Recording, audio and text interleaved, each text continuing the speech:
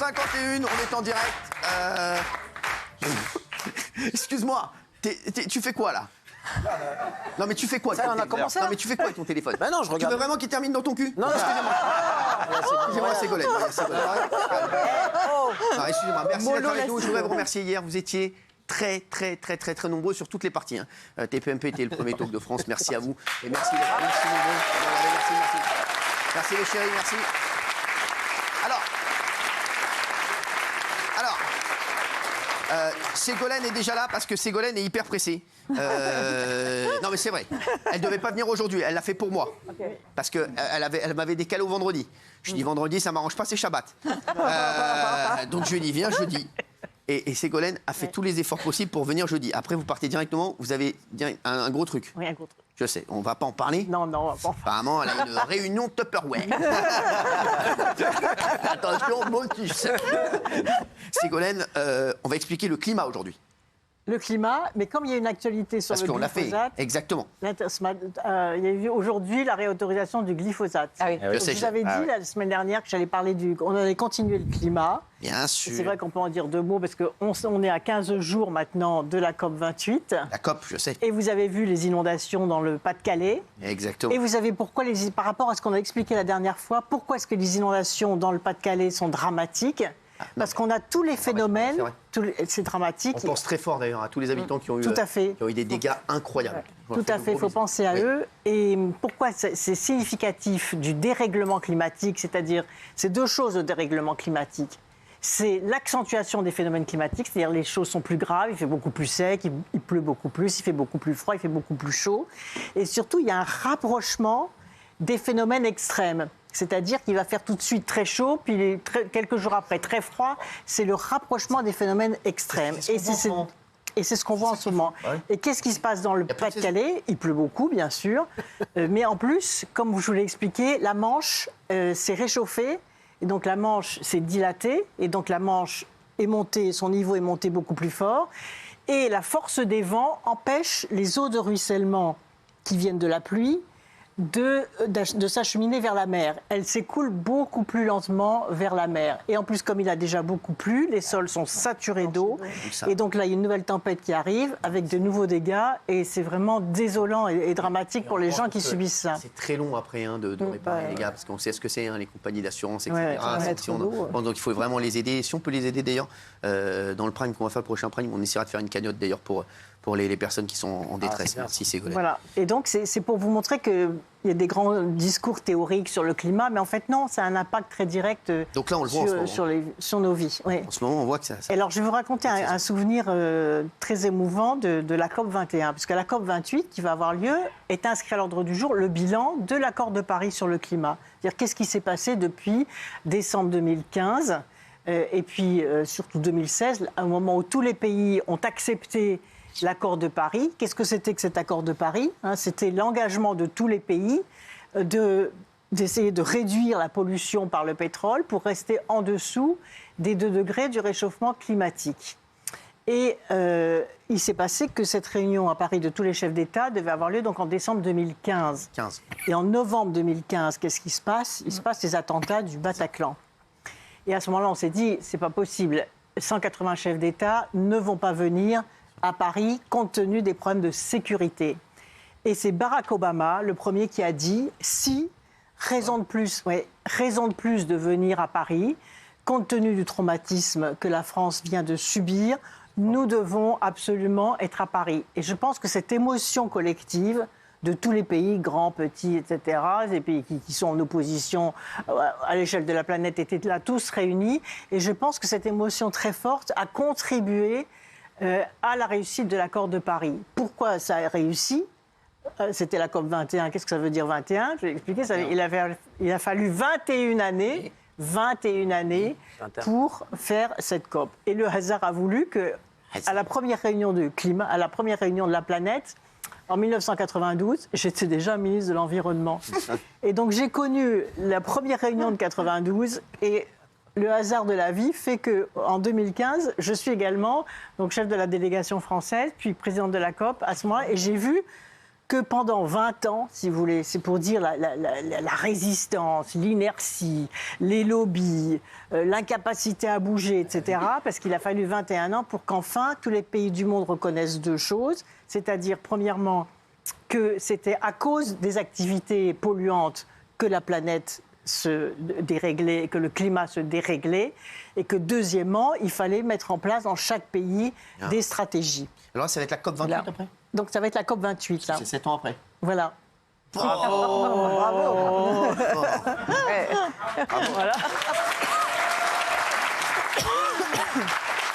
C'est Ségolène. Et donc, il s'est passé quelque chose aujourd'hui que je trouve extrêmement grave, c'est que la Commission européenne vient de réautoriser le glyphosate. Et c'est une très longue histoire, le glyphosate, parce que je vais vous raconter là aussi une anecdote. Donc, le 4 mars 2016 exactement, je suis ministre de l'Environnement et nous sommes convoqués à une réunion, un conseil, parce que ça s'appelle un conseil des ministres de l'Environnement à Bruxelles, sur la question notamment du glyphosate. Et à ce moment-là, je vois la ministre suédoise qui vient vers moi et qui me dit « Mais est-ce que la France va voter avec la Suède pour interdire le glyphosate ?» Je dis « Bien sûr !» Je dis « Mais bien sûr, on va s'aligner. » C'est le Ava Hansson, je cite son nom parce qu'elle a été vraiment à l'offensive.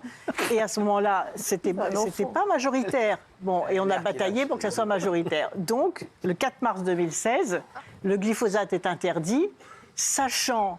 Tenez-vous bien que cette firme Monsanto, qui fabriquait le glyphosate, avait déjà été mise en demeure en 2006, c'est-à-dire 10 ans avant, et on lui avait dit, donc ça prouve qu'on savait déjà que c'était cancérigène, on lui avait dit, on vous donne 10 ans pour faire évoluer vos fabrications, pour changer les modes de production, pour que les agriculteurs s'adaptent à autre chose, etc. Et en 2016, on fait l'interdiction. Mais les pressions que j'ai reçues sont inimaginables. À l'époque déjà. Déjà à l'époque, donc même le président de la Commission européenne, qui était Jean-Claude Juncker à ce moment-là, m'appelle personnellement en disant « mais non, il faut changer le vote, etc. Ça va créer des difficultés ». Je dis « mais si l'Europe n'est pas capable de tenir sa parole par rapport à une interdiction d'un produit extrêmement toxique reconnu cancérigène par l'OMS, à quoi servons-nous » Ensuite, Nicolas Hulot me succède. Le glyphosate est autorisé, mais Emmanuel Macron dit pour 2 ans seulement, le temps de l'adaptation, etc. Et aujourd'hui, nous sommes en 2023 et on entend une réautorisation encore pour 10 ans. Donc ça veut dire en fait qu'on réautorise. Et c'est d'autant plus scandaleux, c'est qu'aujourd'hui, il y a beaucoup de plaintes. Il y a notamment, vous savez, un jeune qui s'appelle Théo Gratalou, qui est né handicapé. Et sa maman s'appelle Sabine Gratalou. Et vous pourriez d'ailleurs les inviter. On va les inviter, Théo.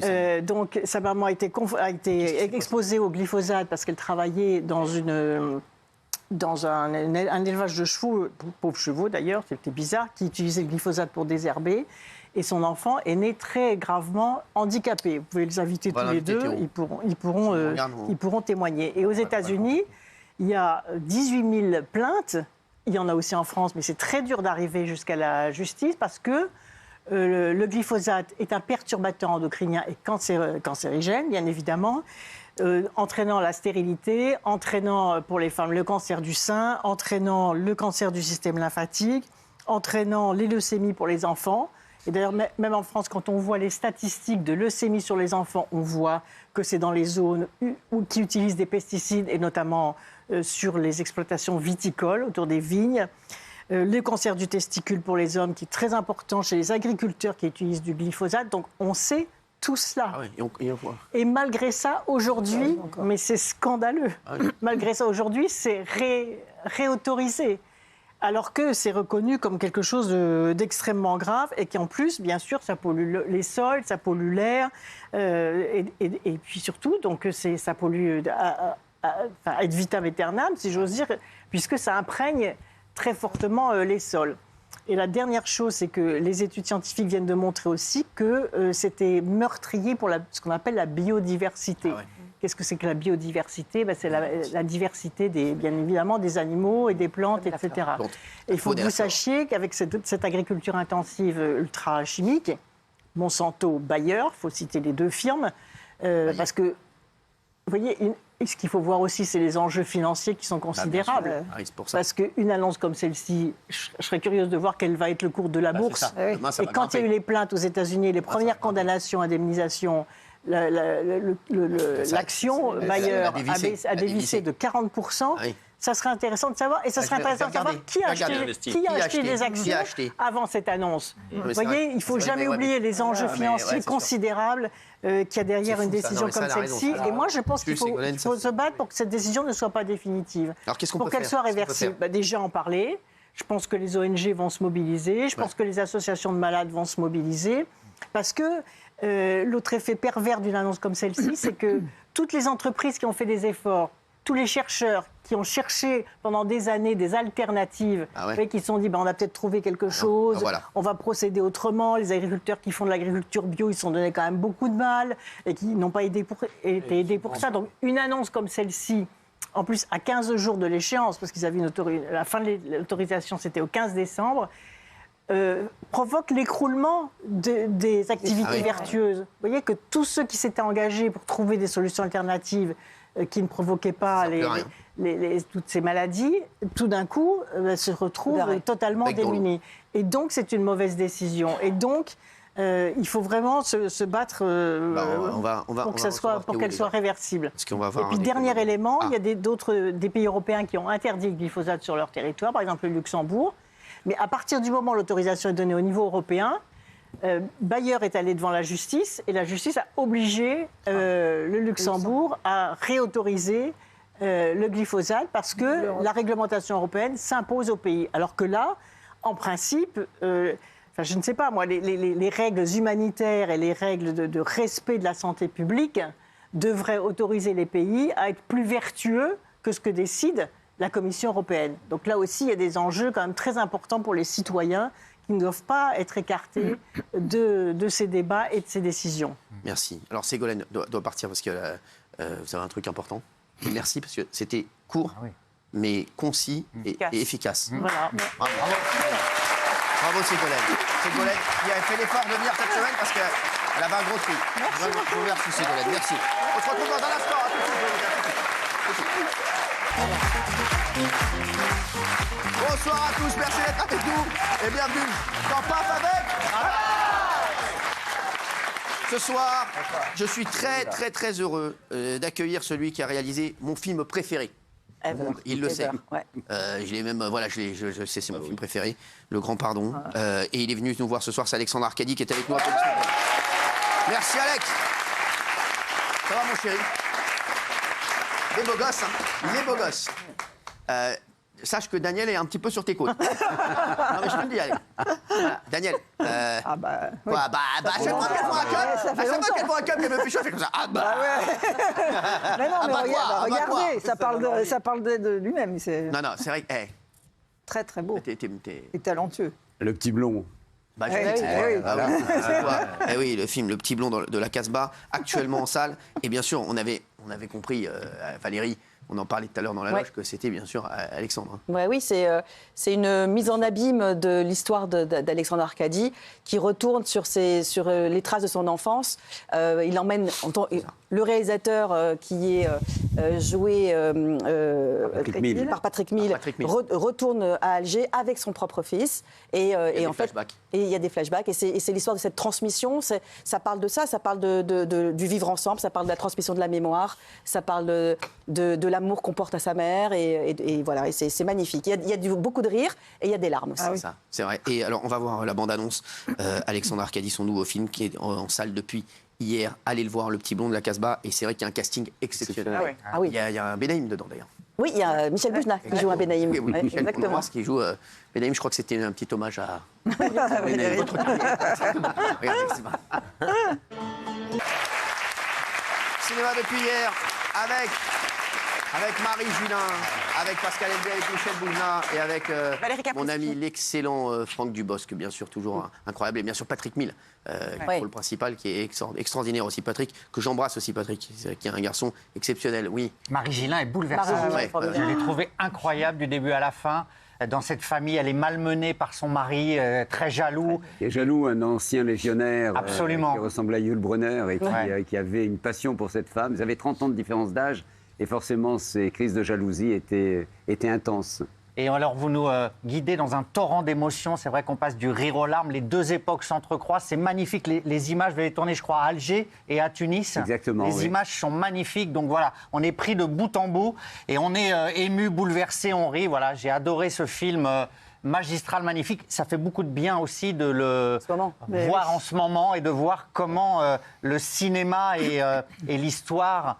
parfois nous amène à de l'apaisement et à une relecture des événements, une réconciliation. Ouais. Oui, c'était une époque où le vivre ensemble était naturel. Je veux dire que effectivement, quand on était gamin dans cet C'est ce que tu as immeuble... fait dans tous tes films, toi. Oui, bien sûr. Depuis l'Union sacrée, oui, effectivement, je pense que ce vivre ensemble est nécessaire, quoi. Et dans cet immeuble, on allait finir le Ramadan chez l'un, le Noël chez l'autre, le Kippour chez le troisième. On ne se posait pas de questions. On était dans ce pays merveilleux où tout nous était donné à profusion, comme disait Camus, et il faisait bon vivre. Aujourd'hui, effectivement, c'est dommage que les portes se soient fermées. Parce que ce qui était extraordinaire dans cet immeuble, c'est que les portes étaient ouvertes. Les appartements, chacun allait chez l'un, chez l'autre. Enfin, tu connais ça mieux que moi. Et il y avait cette espèce de, malgré la guerre, parce que la guerre était là, à la porte, en bas de la rue, et il fallait faire avec cette guerre. Je me souviens même j'ai pas mis dans le film, j'étais avec mes copains en train de manger une glace, et il y a eu une rafale de mitraillettes. Et on nous avait dit, il faut se coucher par terre quand ça tire. Alors on s'est couché par terre, mais les balles continuaient à siffler au-dessus de nos têtes, mais c'était pas ça l'important. L'important, c'était le cornet de glace qu'on avait à la main, que ne tombe pas. Ça, je n'avais pas lâché. Alors tu sais que tu es un grand fan ici aussi, c'est Raymond. Moi je suis fan. Ah bah Raymond, là, il est content. Parce que je crois qu'il connaît tous tes films par cœur. Ouais, moi je suis très heureux, très content de le voir en vrai. C'est ce que cette émission m'apporte, d'avoir la chance de rencontrer des gens comme vous, qui ont bercé ma jeunesse. Moi, l'Union sacrée, j'adore. Tout ce que le jour doit à la nuit, j'adore. Moi, je suis fan, j'ai pas de mots, j'arrive même pas à parler. Je vais évidemment aller le voir au cinéma. Je vous ai vu à l'entrée, j'ai échangé avec vous. Même les mots, là, j'arrive pas parce que vous faites partie pour moi de ma vie, en fait. Vous faites partie des gens qui font de ma vie à travers vos films. Vous faites partie de ma vie. Et vous savez que vous parlez de ce que le jour doit à la nuit, du livre adapté du livre de Yasmina Khadra. Ouais. Quand j'ai fait ce livre, sachez qu'en Algérie, il a été téléchargé 5 millions de fois. Et les jeunes Algériens et les Franco-Algériens même sont venus me dire des choses extraordinaires en me disant, au fond, vous nous avez rendu une part de notre histoire, une partie de notre histoire qu'on ne connaissait pas. Et Le Petit Blond de la Casbah va dans ce sens-là. Autant ce que le jour doit à la nuit était un film rural, celui-là est urbain et on parle de la même chose, du vivre ensemble, quoi, dans le bonheur, dans le burlesque, avec des personnages. Enfin, on n'a pas parlé de Danny Briand, mais Danny, excellent. Il est très les juste, chaussures multicolores, cheveux gominés. Quand on disait à maman, qu'est-ce qu'il fait, tonton Coco? Il se débrouille, il était proxénète. Et puis ma grand-mère... Jean Benguigui est incroyable, Jean Benguigui. 1m50, 150 kilos. Jean Benguigui pour le rôle de la grand-mère. C'est la Bible. C'est la Bible. Il est incroyable. Et qui ne parlait pas le français. Et l'idée extraordinaire, c'est d'avoir donné ce rôle-là à Jean Benguigui. Formidable. Formidable. Et alors, vous savez, dans la salle, beaucoup de gens me disent, mais pourquoi Jean Benguigui, me disait un spectateur, pourquoi avoir pris Jean Benguigui dans le rôle de votre grand-mère? Mais avant de me répondre, sachez que ma grand-mère ressemblait trait pour trait à Jean Benguigui. Le Petit Blond de la Casbah, actuellement au cinéma, allez le voir. On va voir un autre extrait. On va passer au ce qu'il fallait pas louper. Regardez un autre extrait de ce film qu'il faut aller voir absolument. Merci, merci Alex d'être là. Il n'est pas venu plus tôt que prévu, ce bébé, là. Eh oui, au 8e mois. Il en avait marre, il a dit, je veux sortir. Comme ça, t'es une équipe de basket au complet, hein. Comment tu l'appelles, le petit dernier, déjà? Léel. Léel. Léel, mais d'où ça sort, ça? C'est pas de chez vous? C'est hongrois. Je suis né en Hongrie, je vous rappelle. Arrête avec ta Hongrie, ça se trouve, elle n'existe pas, ta Hongrie. Léel, c'était le nom de mon père. Ah, si c'est le nom de son père, c'est normal. Ouais. Belote et rabelote. T'es capot, mon Jacob. La putain de sa mère, celui-là. Le Petit Blond de la Casbah, ça sort demain. D'Alexandre Arcadi. Merci Alex. Et il y a le livre aussi aux éditions Plomb, d'Alexandre Arcadi également. Merci Alex, tu restes un petit peu avec nous. Ben oui. On aime bien quand tu es là. Je voulais juste dire une chose, c'est qu'il y a tellement de films, il y a 19 films qui sortent.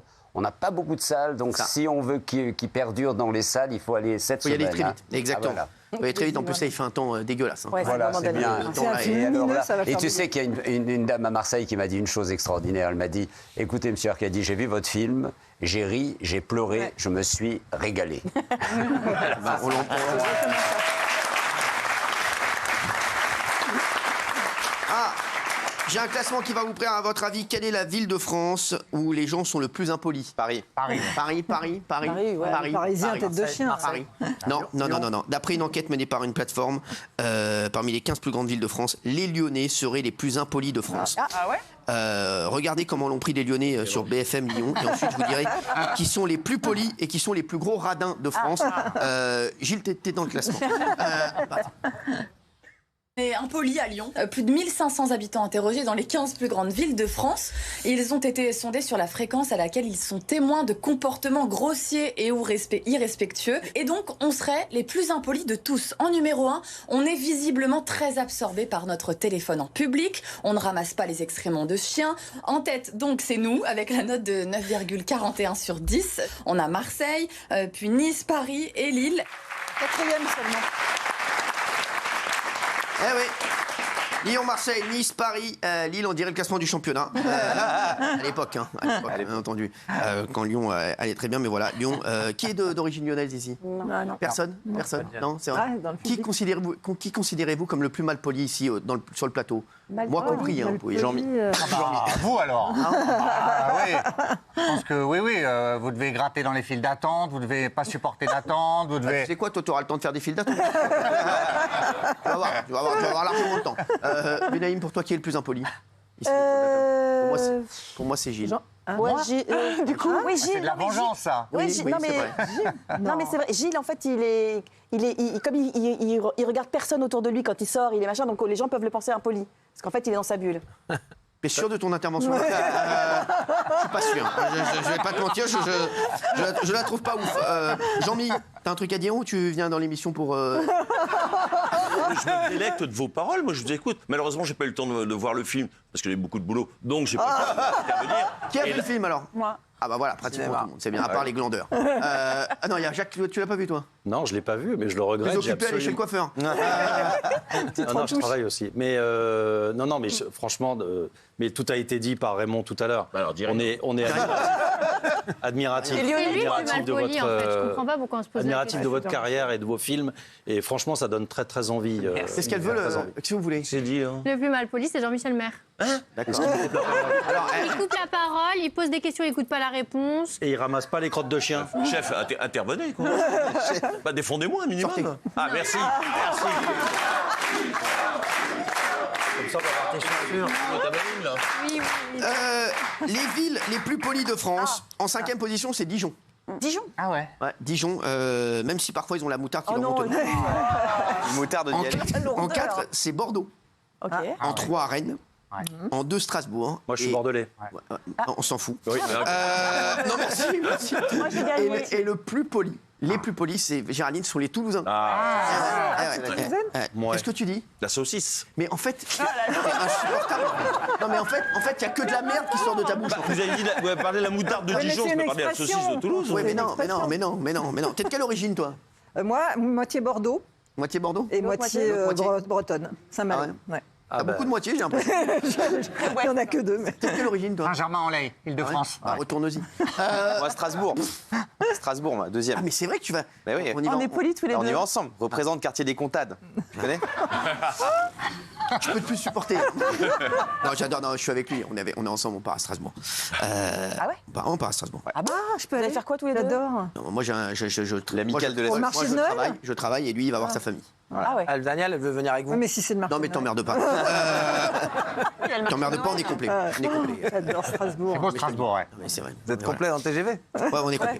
Une étude montre que les sujets de conversation préférés de 69% des Français sont les potins entre collègues. Ah ouais. Et ça, c'est vrai. Et j'en profite, je pense que chacun va raconter un potin sur une personne autour de la table. Donc je vous laisse Moi, je me le casse. temps du récap pour raconter un petit potin. Et si vous ne le faites pas, attention, je le ferai moi-même. Donc je vous le dis, ça va être chaud. C'est parti. Un potin. Que ce soit à la cantine, en pause devant le bureau ou encore à la machine à café, les salariés adorent discuter entre eux. Dis-moi, t'as l'air en forme, toi, ce matin, je me trompe?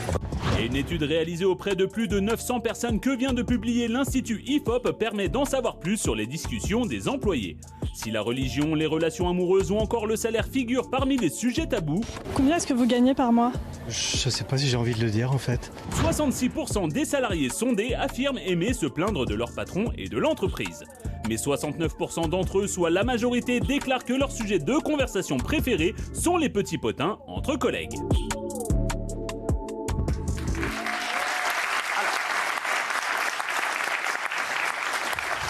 Qui a un potin?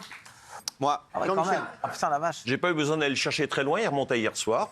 Raymond sort ton émission. Tu vois ce que je veux dire? Bah, très gentiment convié une partouze en Ile-de-France.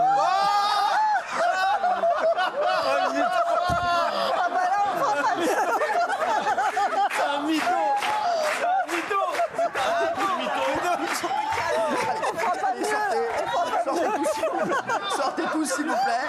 Sortez tous, non, mais c'est complètement taré. Sortez, s'il vous plaît, c'est pas de votre âge. Sortez. Non, tu gênes tout le monde. À Saint-Maur, reste, Alex. À Saint-Maur, des fossés. Mais t'es un taré. À Saint-Maur. Bah, demandez-lui si c'est vrai ou pas. Mais tais-toi, on ne demande pas de savoir si c'est vrai. On n'invente pas ce genre de truc. Mais tu sais qu'on est à la télé, là, on est en direct. Les gens nous regardent, mais t'es un malade. On est le premier talk de France. Ah merde. Ah, ouais, oui. t'es con comme une savate. Non, c'était un Monopoly. Non, mais c'est vrai. Ils vont re-rentrer, tu vas la refaire. Ah, d'accord. Ok, allez, re-rentrez. Re-rentrez. Re-rentrez. Oh. Demandez-lui, chef, demandez-lui. La vérité. Allez, non, mais mets-toi là, toi. Mets-toi là. Alors, mets-toi. Je suis pas d'accord. Je suis pas d'accord. Attention, on rigole, mais faut pas inventer non plus. On peut pas faire des vannes parce que tu sais que les gens nous regardent là. C'est télévisé. Alors, ton potin. Hein? Ton potin. Un vrai, hein. Un vrai. Moi, je repars, hein. Un vrai. Je travaille demain, je repars. Non, pas de souci. Allez, vas-y, un vrai. Un vrai. Vas-y. Un vrai. Hier soir.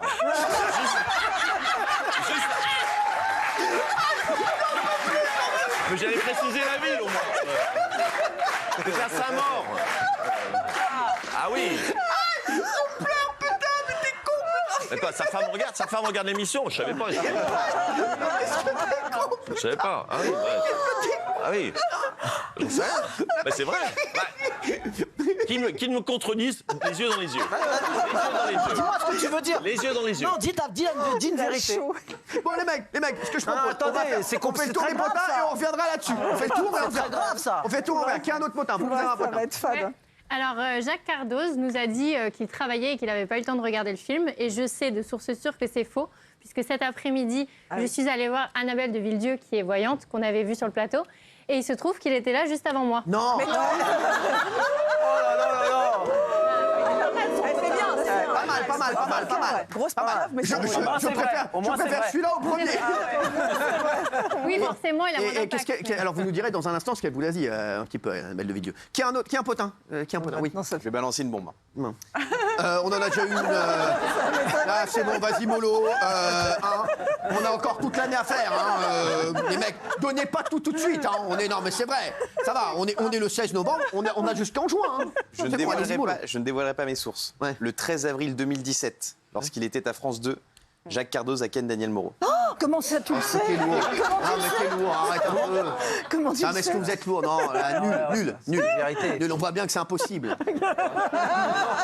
Alors oui, non, t'es lourd. Alors oui, c'est impossible. Un vrai potin. Qui en a un? Non. Qui a levé la main tout à l'heure? Moi, j'ai levé la main, j'ai non pas un potin, mais un petit tacle à Jacques Cardoz, au nom de tous mes collègues. Alors Pierrot, maintenant... juste avant qu'on continue, tu sors de la piscine, là au niveau peu coup, frère. Dis-moi, t'étais en papillon et encore, ça arrive encore 10 minutes ou quoi? On dirait la peu coup que t'as quand tu sors de la piscine à l'école. Non mais, et donc, ouais. Bah, j'ai des petites tentatives capillaires. Non, c'est vrai que Cardoz devient insupportable, il travaille de moins en moins, et maintenant, il exige des mototaxis pour se déplacer. Sinon, il ne vient plus. Eh ben écoute, il viendra plus. Des mototaxis? Je n'y crois pas un instant, Jacques. T'es un menteur. Et mes sources. T'es un menteur, j'ai rien dit. Bon, je vais bien. Ah. Vous êtes prêts? Non mais... Non, mais je dois dire les choses. Non mais moi, de toute façon... Pour rétablir la vérité. Sur moi, il n'y a rien. Donc hier soir, je suis montée après l'émission. Effectivement, j'ai vu une conversation très animée entre Jean-Michel Maire et Raymond. Allez. Ça m'a emmerdé là. Touché.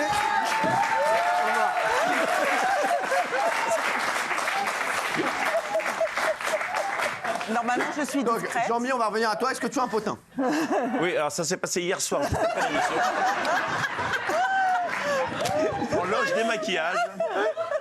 C'était avant ou après l'émission? C'était juste après l'émission. Arrêtez vos conneries. C'était après l'émission, Les gens d'accord. vont croire, là. Non, non.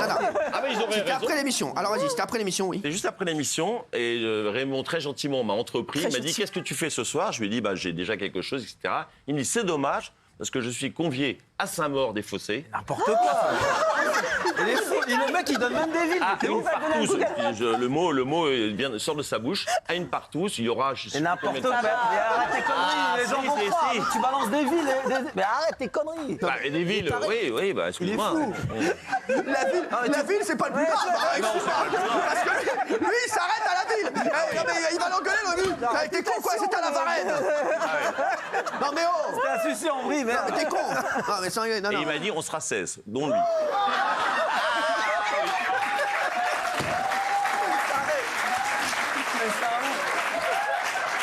Et je suis rentré dormir hier. Il est taré. On sera 16. Vous me dégoûtez. On sera 16. Vous me dégoûtez. On Non, mais sera 16. pourquoi on sera 16? Qu'il faut amener un gâteau dans ces cas-là? Je comprends pas, en fait. T'arrives d'abord, tu vas chez... Tu passes à la boulangerie. Je voudrais une galette des rois pour 16. Il y a une cagnotte. C'est pour offrir. Hein, merci. Non, mais c'est un truc de fou. Et là, franchement, bravo, Jean-Mi, mais... Bravo de quoi? Non, pas bravo. Bravo de quoi? Il est fort. Tu portes plainte pour diffamation? Alors, sur Jean-Mi? Ouais. C'est un ami, je vais pas porter plainte. Non, mais s'il faut, je porterai plainte. Je précise que tout à l'heure, dès que je l'ai croisé, je lui ai demandé s'il était allé. Il m'a dit oui et je suis explosé. Il m'a dit qu'il est là. Il m'a dit je suis crevé. Regarde, il m'a dit ça ou pas? Les gens, j'applaudissent normal. Comme s'il racontait que j'avais été chercher du pain. Mais Jure que c'est faux. Mais t'as un Moi, malade. je jure sur la tête de mes enfants que c'est vrai. jure. Ça y est. Bah oui, Les enfants, hein. Faut laisser Les enfants, il faut les mettre en dehors de ça quand même. Non, là, je peux te parler 2 petites minutes? Il devient fou. Oui, en toute En tant que intimité. responsable En toute de l'émission. intimité, bien sûr, bien sûr. Écoute, on t'a relaissé ta chance. Tu étais parti longtemps de cette émission. Ça fait 1 an que voilà que t'étais parti. Là, tu reviens, c'est bien gentil. Tu retrouves tes marques. Mais ne va pas trop vite, trop haut. Hein? Tu vois ou pas? Je vais la refaire alors. Refais-la. Refais-la. C'était hier soir après l'émission. Raymond m'a entrepris. Il m'a convié à une partouze à Saint-Maur-les-Fossés en me disant on sera 16, avec toi on sera 17. C'est vrai ou pas? Mais non, arrête de dire des conneries. Non, mais il est fou, il est fort dans sa vanne, il est malade celui-là. Raymond, est-ce que c'est vrai ou est-ce que c'est faux? Mais c'est pas vrai, je vais aller en partouze après l'émission. Bah quoi? Pourquoi? c'est quoi le problème? Je vais t'emmener toi en plus. Tu me l'as proposé, j'ai dit Mais non. non. Bah, c'est- Arrête. Écoutez, désamorcez ce bordel là. Désamorce-moi ce bordel parce que les gens, tu veux qu'on fasse un débat, on y croit ou on y croit? Mais t'es fou. Alors, allez, chérie, on va faire un tour de table. Qui y croit? Demain, Qui y croit? demain à 20h45. Qui y croit? Oui, mais là, Oui, parce que je sais qu'ils mentent pas. Quoi? Ils mentent jamais, Jean-Mi. Merci Alexandre. Merci Alexandre. Merci Gilles. Allez, vous n'y croyez pas à Jacques Cardoz? Non, j'y crois pas. Mais non. On vous donnera Non, la franchement, réponse j'y là crois tout de pas. suite. On va donner la réponse, la vraie réponse. Vous Moi, j'y crois. y croyez? Gilles? Non, Raymond, il bossait très tôt ce matin. Il m'a dit qu'il avait livré très tôt. Êtes fou. Daniel? Moi, j'y crois parce qu'il m'a dit qu'il m'invitait à une soirée hier soir et qu'il serait 16. Le chiffre est resté. Qu'est-ce qu'il t'a dit? Une soirée. La phrase, est-ce qu'il t'a dit avec toi on sera 18? Il m'a dit on sera 16. Lui c'est le 17, toi c'est le 18. Ouais. Non mais c'est fou. Il y a un pote à moi là qui me dit moi j'habite à Sucy, j'aurais dû arriver. Guillaume, calme-toi, je connais ta meuf. Calme-toi mon Guigui, calme-toi. N'y croyez pas? Donc je n'y crois pas parce que hier j'ai assisté à cette conversation, comme je vous l'ai dit tout à l'heure. Elle était très animée. Et évidemment, Jean-Michel Maire exagère. C'était pas 16, c'était 14 qui t'a dit. J'ai peut-être mal entendu, j'avoue. Peut-être. Non mais vous êtes insupportable. Moi je vais vous dire ce que j'en pense après. Moi, j'y crois, j'étais le 19e. Tu veux pas te calmer toi? Ah là là là. Tu veux pas te calmer? Non. Ça t'intéresse pas? Ouais, qu'est-ce qu'il dit le 20e alors? Qu'est-ce qu'il dit?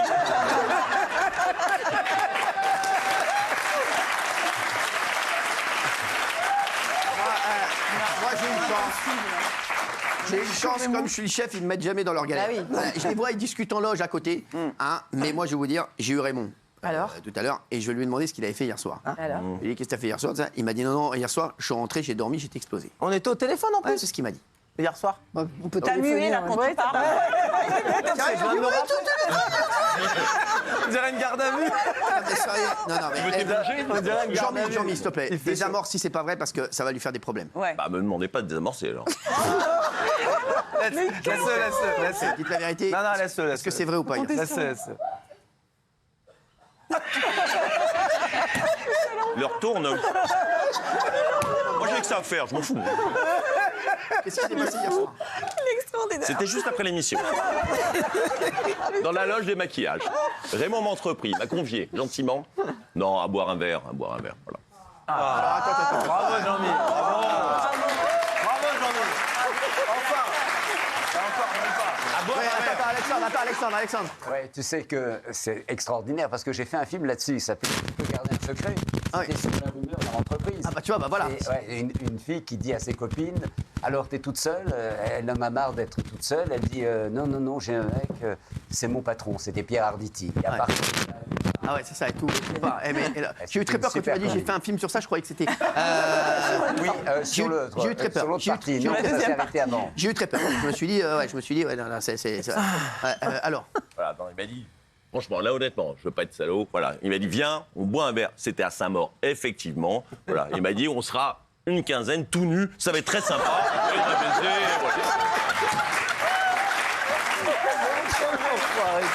Alors justement, en parlant de dos tout nu, on va passer à une info qui va beaucoup vous intéresser.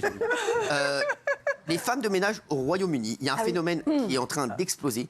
C'est le phénomène des femmes de ménage nues. Regardez.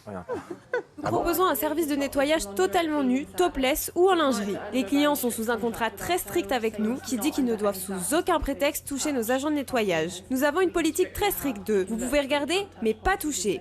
Le prix du nu est de 108 € par heure, celui du topless et de la lingerie de 85 €. Pour ceux qui pensent que c'est un peu trash, je ne sais pas vraiment quoi leur répondre, à part dire que ce n'est pas le cas. Attends, laisse ça derrière. T'imagines? Non mais attends, moi je suis le patron. Vous êtes sûr que c'est ce balai? Non mais t'imagines, t'es avec ta meuf et tout. Non mais tu veux dire t'es avec ta meuf? Non mais t'es avec ta meuf, elle qui arrive dans la cuisine. C'est fait pour les gars. Chérie, t'as fini l'ossobuco parce qu'on va faire la cuisine quand même. On n'est pas. C'est fou ça, et c'est vrai. On peut prendre un homme de ménage aussi, ça marche. Les hommes aussi. Ça existe au Canada. Je vais peut-être aller au Royaume-Uni, moi, faire homme de ménage. Sans rien. Vous auriez un succès. Vous me retrouvez, ma reconversion, je serai là-bas. En petit slip, comme ça, en train de faire le ménage. C'est pas mal, hein? C'est humiliant quand même, non? Quoi? Ouais, un peu Ouais, c'est vrai. Tout le monde est d'accord, il n'y a pas de Il y a des hommes et des femmes. C'est le combo. Il y a les deux en petite tenue, en plus tu fais le Ouais, c'est ménage, ça. en plus moi je suis sur le canapé, je te regarde, j'ai payé. Il faut qu'elle soit épilée en tout cas. Si c'est de retirer la poussière pour laisser des poils, ça n'a aucun intérêt.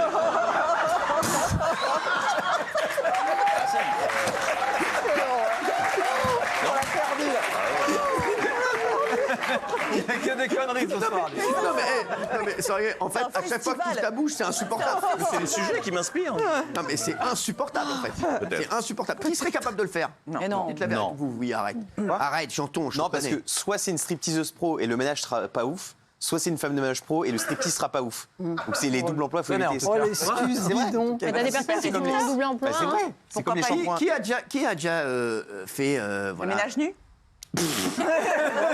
Non, qui a déjà payé un striptease ou un truc comme ça? Moi j'ai déjà fait moi, avec les potes. Quoi? T'as fait quoi toi? Ouais, Ce soir tu veux pas la mettre en Non, Tu devrais lever un le pied. massage. Vous avez déjà fait un massage, s'il vous plaît, il y a un bail là. Oui, j'ai déjà payé un massage parce que j'avais une douleur dorsale, Non, un massage, cette comment? foutue sciatique. C'est foutu chez toi. Non mais j'avais mal au dos et c'est un massage. C'est un massage. Même le micro n'y croit pas. Ouais. Non, Non, ça m'est arrivé. Gilles Verdez, on sait que oui. Non, pas du tout. Non, moi Arrête un peu. Non, moi j'ai fait du naturisme, je fais le ménage nu, mais moi-même. J'embauche pas quelqu'un pour faire le ménage. Toi, tu fais le ménage nu, toi? Oui, mais moi je vis nu, donc je fais le ménage nu, mais tout seul, j'embauche personne. Non, ce sera pas la peine de lui donner un micro. Il dit tellement de conneries. Il dit tellement de conneries, laisse-le comme ça. C'est le micro lui-même qui l'a lâché, même le micro n'en peut plus. Ah, mais non, t'emmerdes pas avec ça. Je voudrais qu'on remercie Alexandre Arcadi d'avoir été avec nous. Je rappelle les chéris. Le petit blond de la Casbah. Actuellement disponible le film, et allez voir le film là, avant la fin de la semaine. Je vous le dis, c'est très très important et c'est un film qui va vraiment vous faire du bien, surtout en ce moment. Merci Alex d'être venu. Merci à vous. Merci. On se retrouve dans un instant, à tout de suite. Merci d'être avec nous. Franchement, on rigole beaucoup. On rigole énormément. Ah ouais. Je voulais juste vous montrer ce truc qui j'espère qu'il va jamais vous arriver. C'est en voyage à Londres, dans un hôtel de luxe, une femme a commandé un cocktail en pensant qu'il coûtait 18,90 €, on va dire. Et regardez combien a coûté le cocktail. Moi et mon mari étions en vacances à Londres juste avant le Nouvel An. J'ai commandé un cocktail. Il s'appelait 1890 et j'ai cru que le prix était de 18,90 €. Le serveur nous a ramené une magnifique bouteille en cristal. Puis, ils nous ont montré la facture à 2200 €. Et j'ai dit que je ne pouvais pas payer. On a commencé à paniquer, mais c'était un hôtel 5 étoiles et le manager était très professionnel. Il nous a dit de ne pas nous inquiéter. C'est fou. Incroyable. Incroyable. Moi, il m'est arrivé un truc comme ça. J'avais emmené une de mes premières copines à New York dans un resto italien et il y avait des pâtes à la truffe avec marqué supplément 10 $. Donc je prends les suppléments. Et en fait, c'était 10 $ le coup de rap. Copo. Comme ça. 350 $ plus tips. Il faut mettre des tips là-bas. Moi, je me rappelle l'enfer. avec un pote à moi qui s'appelle Gabi, qui doit nous regarder peut-être. Il y a très très très longtemps. Mais vraiment, là vraiment. Et c'était genre la première fois qu'on sortait, on sortait prendre un verre avec deux meufs. Et en fait, on va à l'hôtel Méridien, je me rappelle. Et bon, moi, j'avais pas un euro. Hein. Ma mère, elle me donnait 10 balles par semaine. Je t'explique, j'étais le Rendek de la bande. Et lui, bon, il commençait à travailler, il était commercial. Et donc, on va là-bas en AX, Citroën AX, déjà. On arrive là-bas et on a rendez-vous avec deux meufs, deux jeunes filles. Et là, on prend un cocktail. Et à la fin, je me rappelle, le gars arrive et la note, elle était de 280 balles. Oh. Et là, je me rappelle, je fais... le prix de la X. On n'est pas bien, frère. Le prix de la X. Et là, il y a l'autre et il y a mon pote qui sort une phrase mémorable qui fait... Bon, ben... Je crois que je vais faire un queuche. Il a fait un chèque de 280 € devant les meufs. On les a déjà plus jamais revus. À présenter à la fin du mois. Extraordinaire. Je crois que je vais faire un queuche. Antidaté. Alors, on va passer aux doses du jour. Les chéris, on va parler de Johnny avec Myriam Palomba qui va arriver. Elle est juste en sas de décompression de Rasra. Vous ne pensiez plus jamais entendre de nouveaux titres de Johnny Hallyday? Eh bien, vous avez tort. Ouais. Johnny Hallyday revient avec un nouveau titre qui s'appelle Un cri. Un cri. Écoutez. Ce que je suis, je l'ai arraché à la vie. Ce que je suis, je ne suis qu'un cri. Ce que je suis, je l'ai arraché à la vie. Ce que je suis, je ne suis qu'un cri.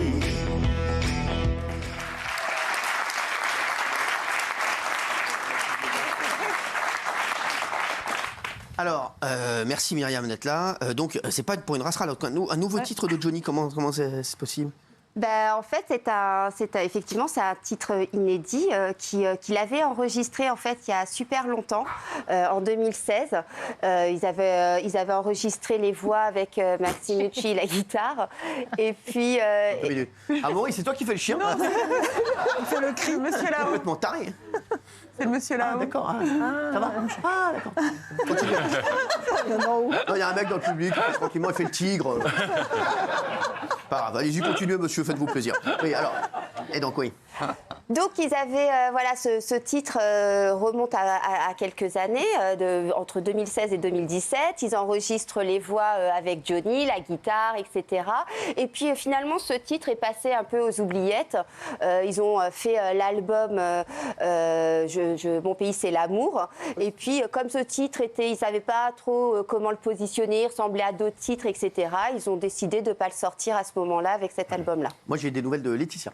Ah, alors? Moi, j'ai une petite info sur Laetitia. Laetitia, en fait, ce qu'elle essaie de faire, c'est qu'elle ne veut pas payer les agios. On dit, voilà, les intérêts d'impôts, etc. Donc, c'est pour ça qu'elle est en train de négocier avec les impôts qu'elle n'ait pas de pénalité. Les pénalités, c'est ça, en fait. Parce que les pénalités, c'est plusieurs millions d'euros. Hein. Oui, mais elle doit quand même payer sa dette, mais pas les pénalités. D'en rester à la somme initiale, c'est ça, qu'il n'y ait pas de dépassement, malgré le temps. Qu'il n'y ait pas de dépassement, exactement. Donc, elle est en train de négocier ça, Laetitia. On espère que ça va passer pour elle.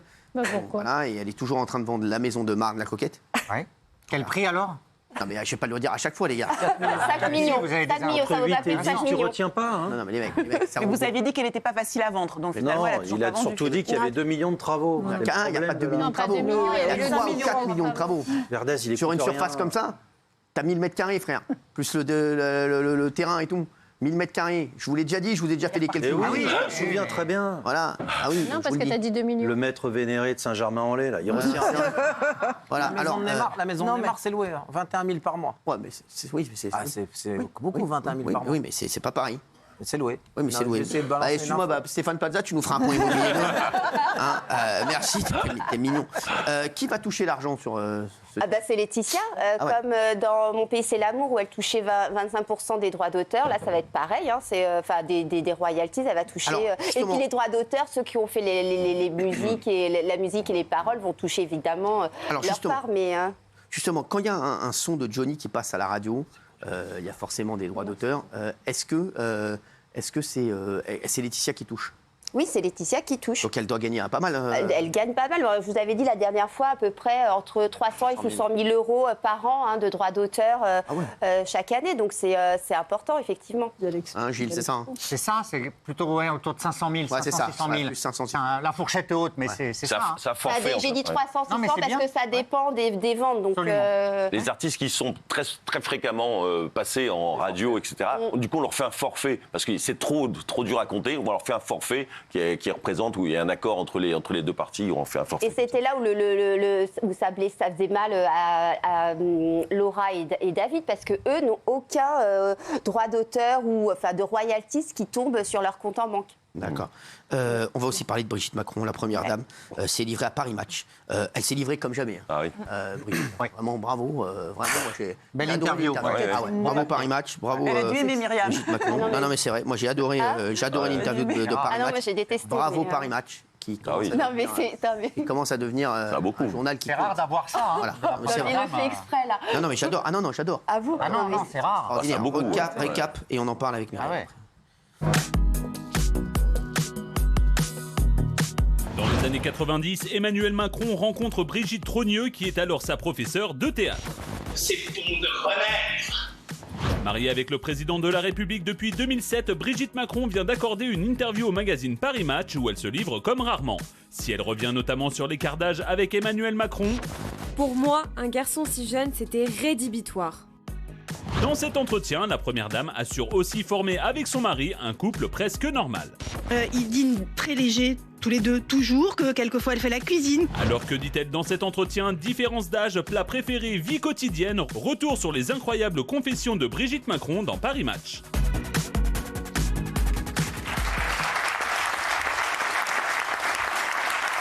Bravo, Très belle.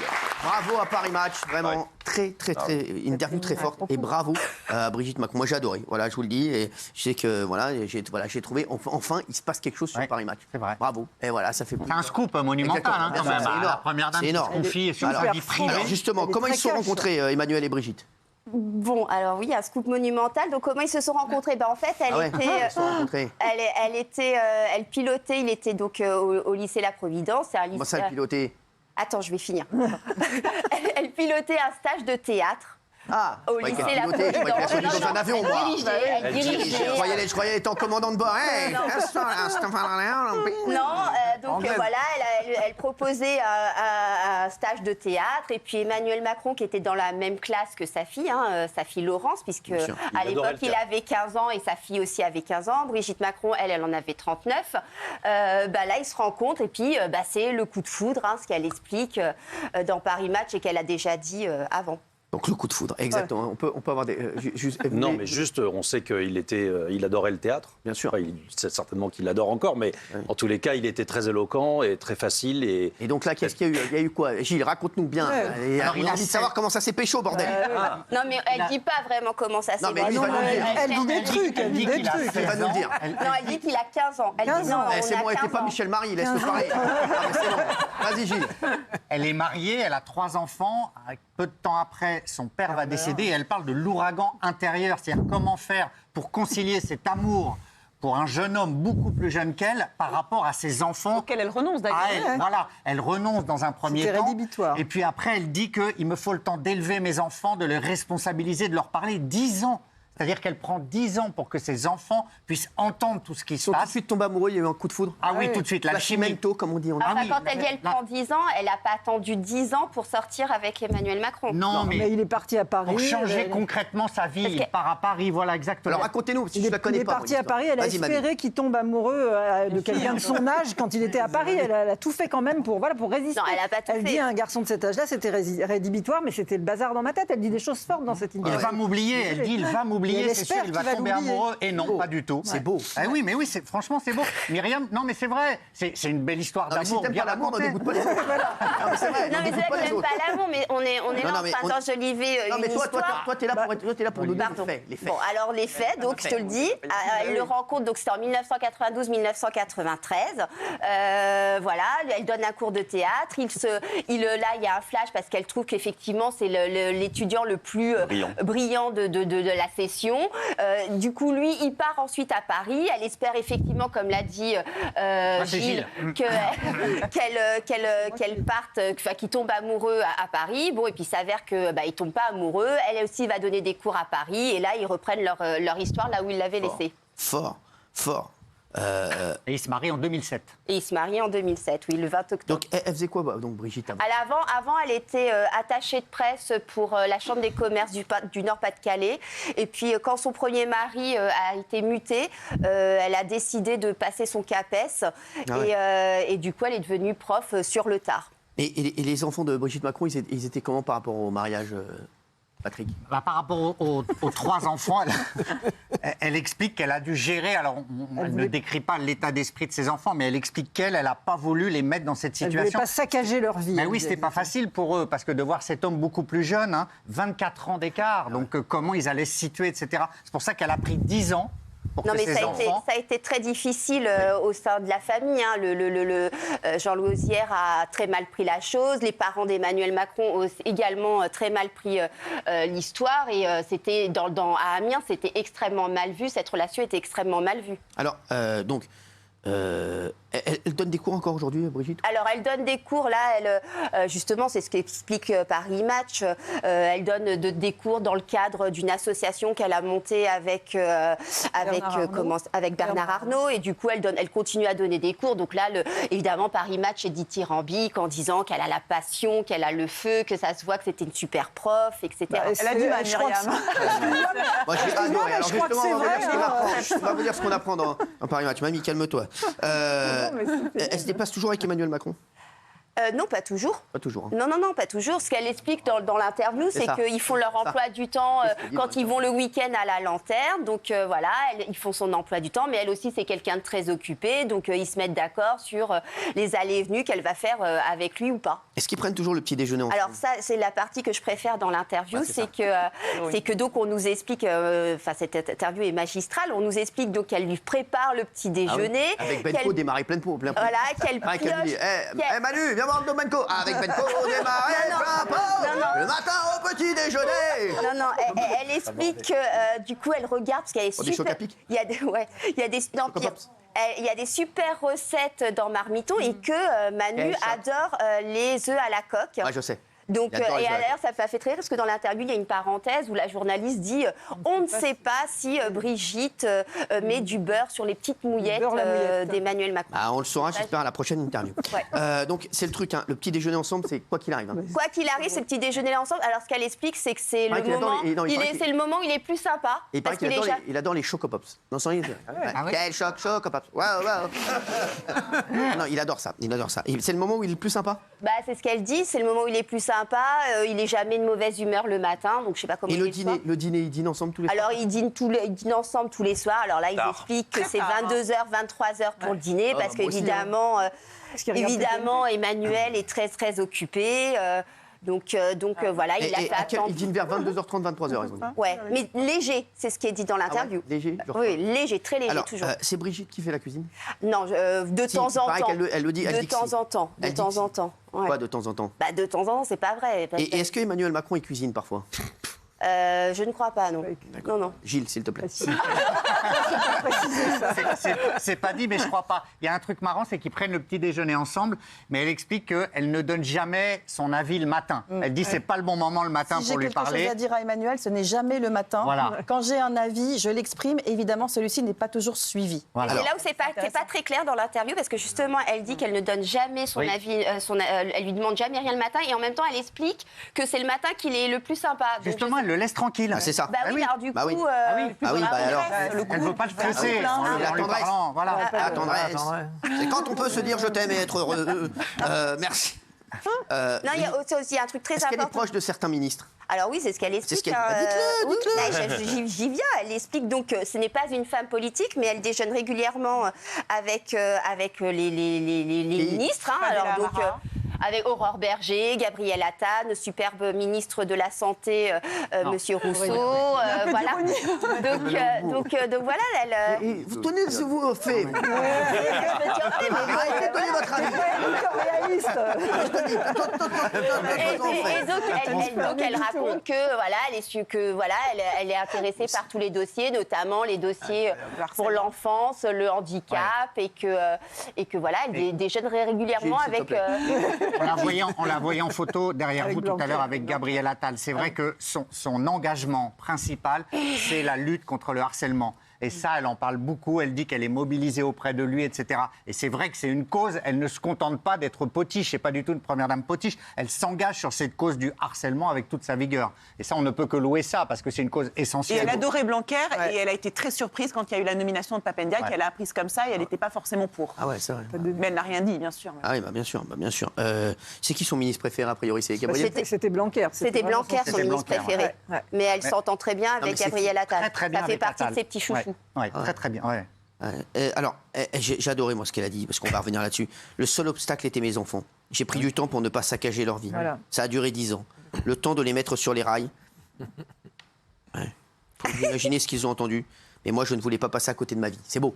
Oui, moi, ce que j'ai bien aimé dans l'interview... Vous arrêtez, vous. Pardon. Non, ce que j'aime bien dans l'interview, dans ce qu'elle dit, c'est que plein de gens peuvent s'identifier en différentes parties. C'est vrai que les familles recomposées, c'est extrêmement compliqué. Comment gérer les enfants? Comment faire pour que leur vie soit pas brisée, soit pas exactement trop impactée? Donc je trouve que c'est intéressant parce que c'est une interview concrète, presque de vie quotidienne. Évidemment, c'est le coup présidentiel, mais c'est pour ça que ça touche beaucoup cette interview. Enfin, moi, ça m'a touché. Nous sommes un couple normal. Il nous arrive de ne pas être d'accord. Voilà. J'ai l'influence qu'une femme peut avoir sur son mari. Voilà. On sent qu'ils s'engueulent, qu'ils ne sont pas d'accord, que là, elle dit clairement que de temps en temps, elle n'est pas en face sur les décisions et qu'elle reste à sa place. Donc je trouve que c'est bien parce que c'est effectivement la vie d'un couple normal qui n'est pas normal, mais qui essaye de l'être dans sa vie de couple. Elle dit également que Emmanuel Macron adore les œufs à la coque. Oui. Oui, c'est ça, je confirme. Il adore les œufs à la coque et c'est elle qui lui prépare le matin. C'est que le matin? C'est le matin, visiblement. Et pas le soir. Non, pas le soir. Le soir, c'est très léger. Donc, apparemment, c'est plutôt une soupe et de la salade. Une fougasse. Et oui, il fait attention aussi à sa ligne. Il fait du sport. Oui, il fait du sport. Alors, 45 minutes d'entraînement tous les jours, 2 fois par semaine, de la boxe, des étirements, du gainage. C'est un homme très sportif. Il faut se maintenir en forme quand on a les week-end à la lanterne. C'est-à-dire que à Versailles. À la bougie. À Versailles. Dans la résidence présidentielle, et lui, elle dit qu'il a des... C'est où ça? À Versailles. À Versailles, la résidence Nicolas Sarkozy, il y avait beaucoup aussi. À lanterne. C'est Nicolas Sarkozy qui l'a remis à l'honneur, parce qu'avant, c'était quelque chose qui était occupé par diverses personnes, et c'est Nicolas Sarkozy qui a décidé que ça redeviendrait une résidence de week-end du couple présidentiel. Et donc, elle explique que pendant ces week-ends-là, il reçoit énormément de courriers, il a d'énormes parapheurs qui arrivent et que donc il passe son temps à tout signer et à y organiser son agenda.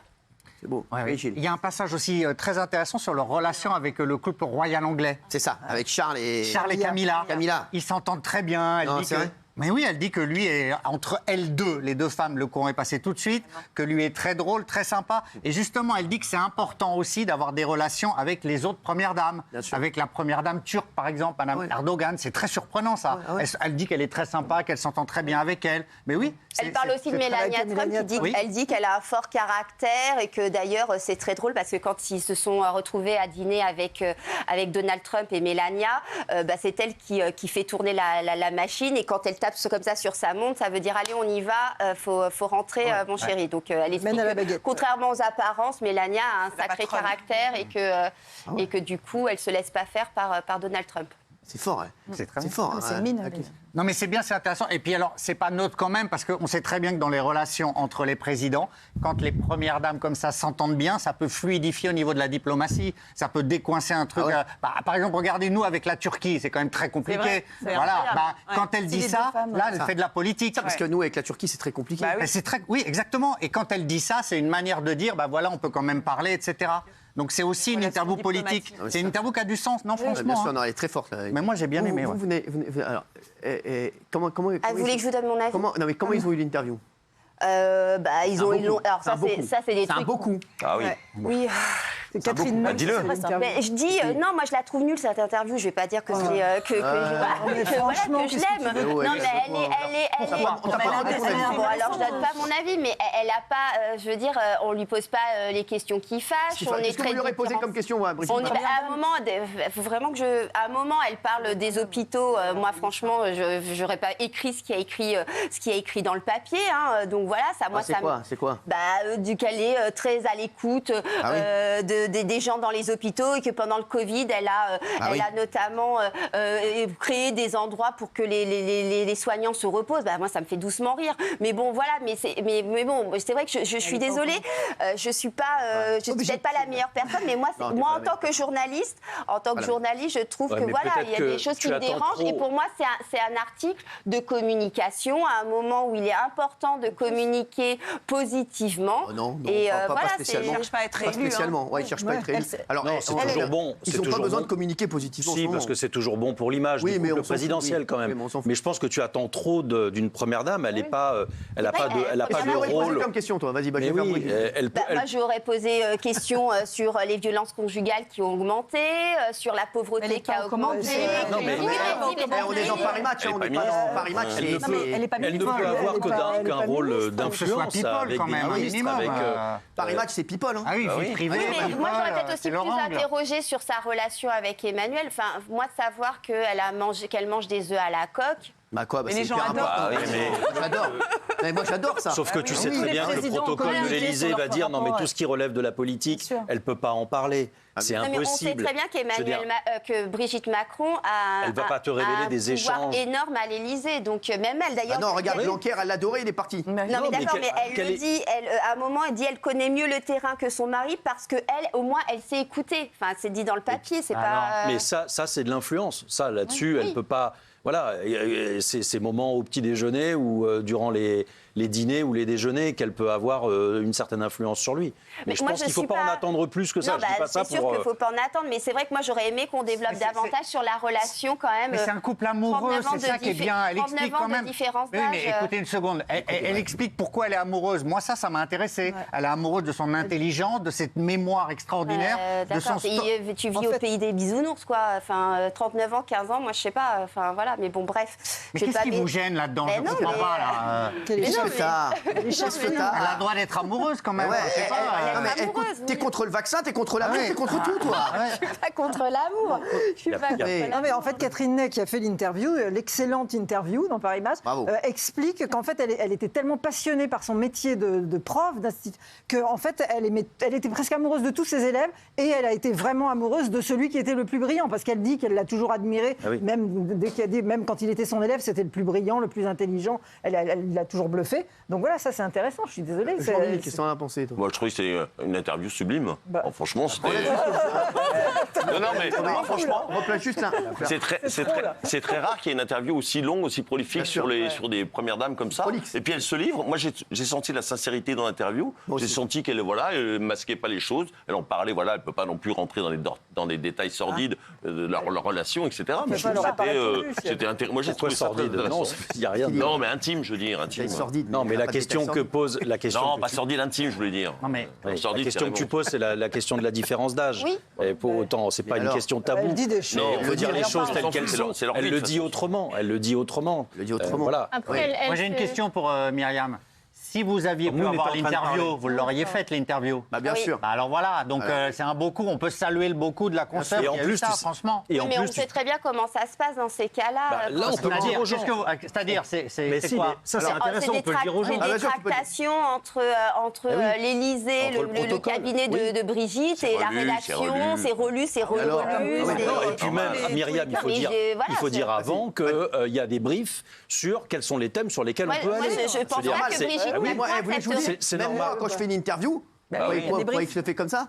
Je sais exactement ce que vous me posez comme question. Non, mais Paris Match, c'est Paris Match. Non, mais après, cette interview, elle est faite parce que Brigitte Macron, elle sait très bien que dans ce... Voilà, moi, si elle veut, Brigitte Macron, je l'interviewe quand elle veut. Je crois qu'elle a pas aussi. Je crois qu'elle a pas envie de m'en Mais je pense que, voilà, ça fait partie aussi d'une stratégie de communication. Et les journalistes le savent très bien. Tout le monde a envie de la voir en interview. Malheureusement, tu te plies. Beaucoup journalistique. Ça fait longtemps qu'on n'avait pas Personne ne envie d'acheter un journal pour lire une interview forte. C'est vrai. Les gens adorent les petits potins, les petits... Qu'on aime ou qu'on n'aime pas, c'est quand même la première dame de France qui est sur Paris Match, donc c'est un beau coup. Moi, je ne l'ai pas lu, l'interview. Moi, je ne savais pas pour les chocs à pic, par exemple. Je trouve ça super.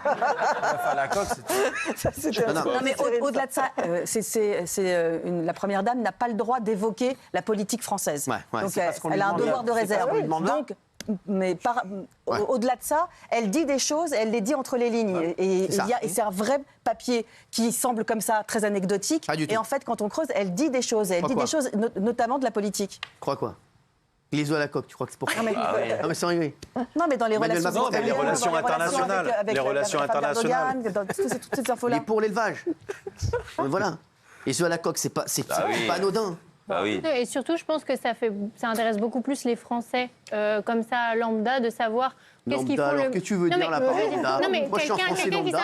mais bien sûr, mais après, pas le contraire. Mais quelqu'un qui s'intéresse pas plus que ça à la politique, il va plus avoir envie de savoir ce que fait Emmanuel Macron au petit déjeuner que de savoir ce qu'il a fait en politique. Je pense que personne n'est dupe sur le fait que, évidemment, toute interview donnée par la première dame. Attendez, on va la laisser une minute. Tu vas cracher ton venin, dis tout ce que tu as. Parce qu'elle m'a appelé cet après-midi, elle m'a dit j'aime pas l'interview. Bah vas-y, dis-le, vas-y, t'as une minute, vas-y, allez, vas-y. Non, le truc, je l'ai appelé parce que le truc, c'est que moi, je suis assez gênée de parler de Brigitte Macron comme je parle d'un people lambda, parce que ça a une influence sur la vie des Français et la façon dont on les décrit dans la presse donne forcément une image d'eux qui n'est pas anodine. Donc ça me dérange.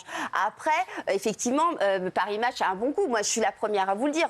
Brigitte Macron en couverture, ça vend extrêmement bien. On va pas se mentir. Après, moi, les sujets que je fais sur Brigitte Macron, c'est pas cela. Mais du coup, voilà. C'est d'ailleurs pour ça qu'ils t'ont pas choisi. De quoi? Ils te choisissent pas parce que... Non, c'est pas que c'est pas sympa. Elle le sait très bien. Non, mais attends. Dis-nous ce que t'as pas choisi. Je te laisse une minute. Non, mais c'est hyper dithyrambique. On sait que c'est une super prof. Elle est géniale. Que son mari, il est exceptionnel. Que voilà, c'est... Alors moi, ce que j'ai aussi adoré, c'est qu'elle dit qu'elle n'est pas femme politique. Mais bon, on se rend bien compte que si c'est une femme politique et que son avis compte, et que c'est pour ça qu'elle déjeune d'ailleurs avec les ministres, on est en train de nous peindre un tableau idyllique de sa relation avec Emmanuel Macron. Mais bon, je pense qu'il y a quand même des choses à dire. Je ne vais pas le faire sur ce plateau-là ce soir. Et du coup, c'est vrai que ça manque, je trouve, l'interview. Enfin, c'est même pas une interview parce que c'est mélangé. Il y a tellement peu de choses dans l'interview que c'est mélangé avec de l'écriture et que du coup, voilà, on en arrive à des banalités, genre Emmanuel Macron, il aime les œufs à la coque. Merci. Voilà. Merci. Elle a tout dit, comme ça on va aller tranquille, on va pouvoir rentrer chez elle et se faire vacciner. Allez, on va se retrouver dans un instant, à tout de suite.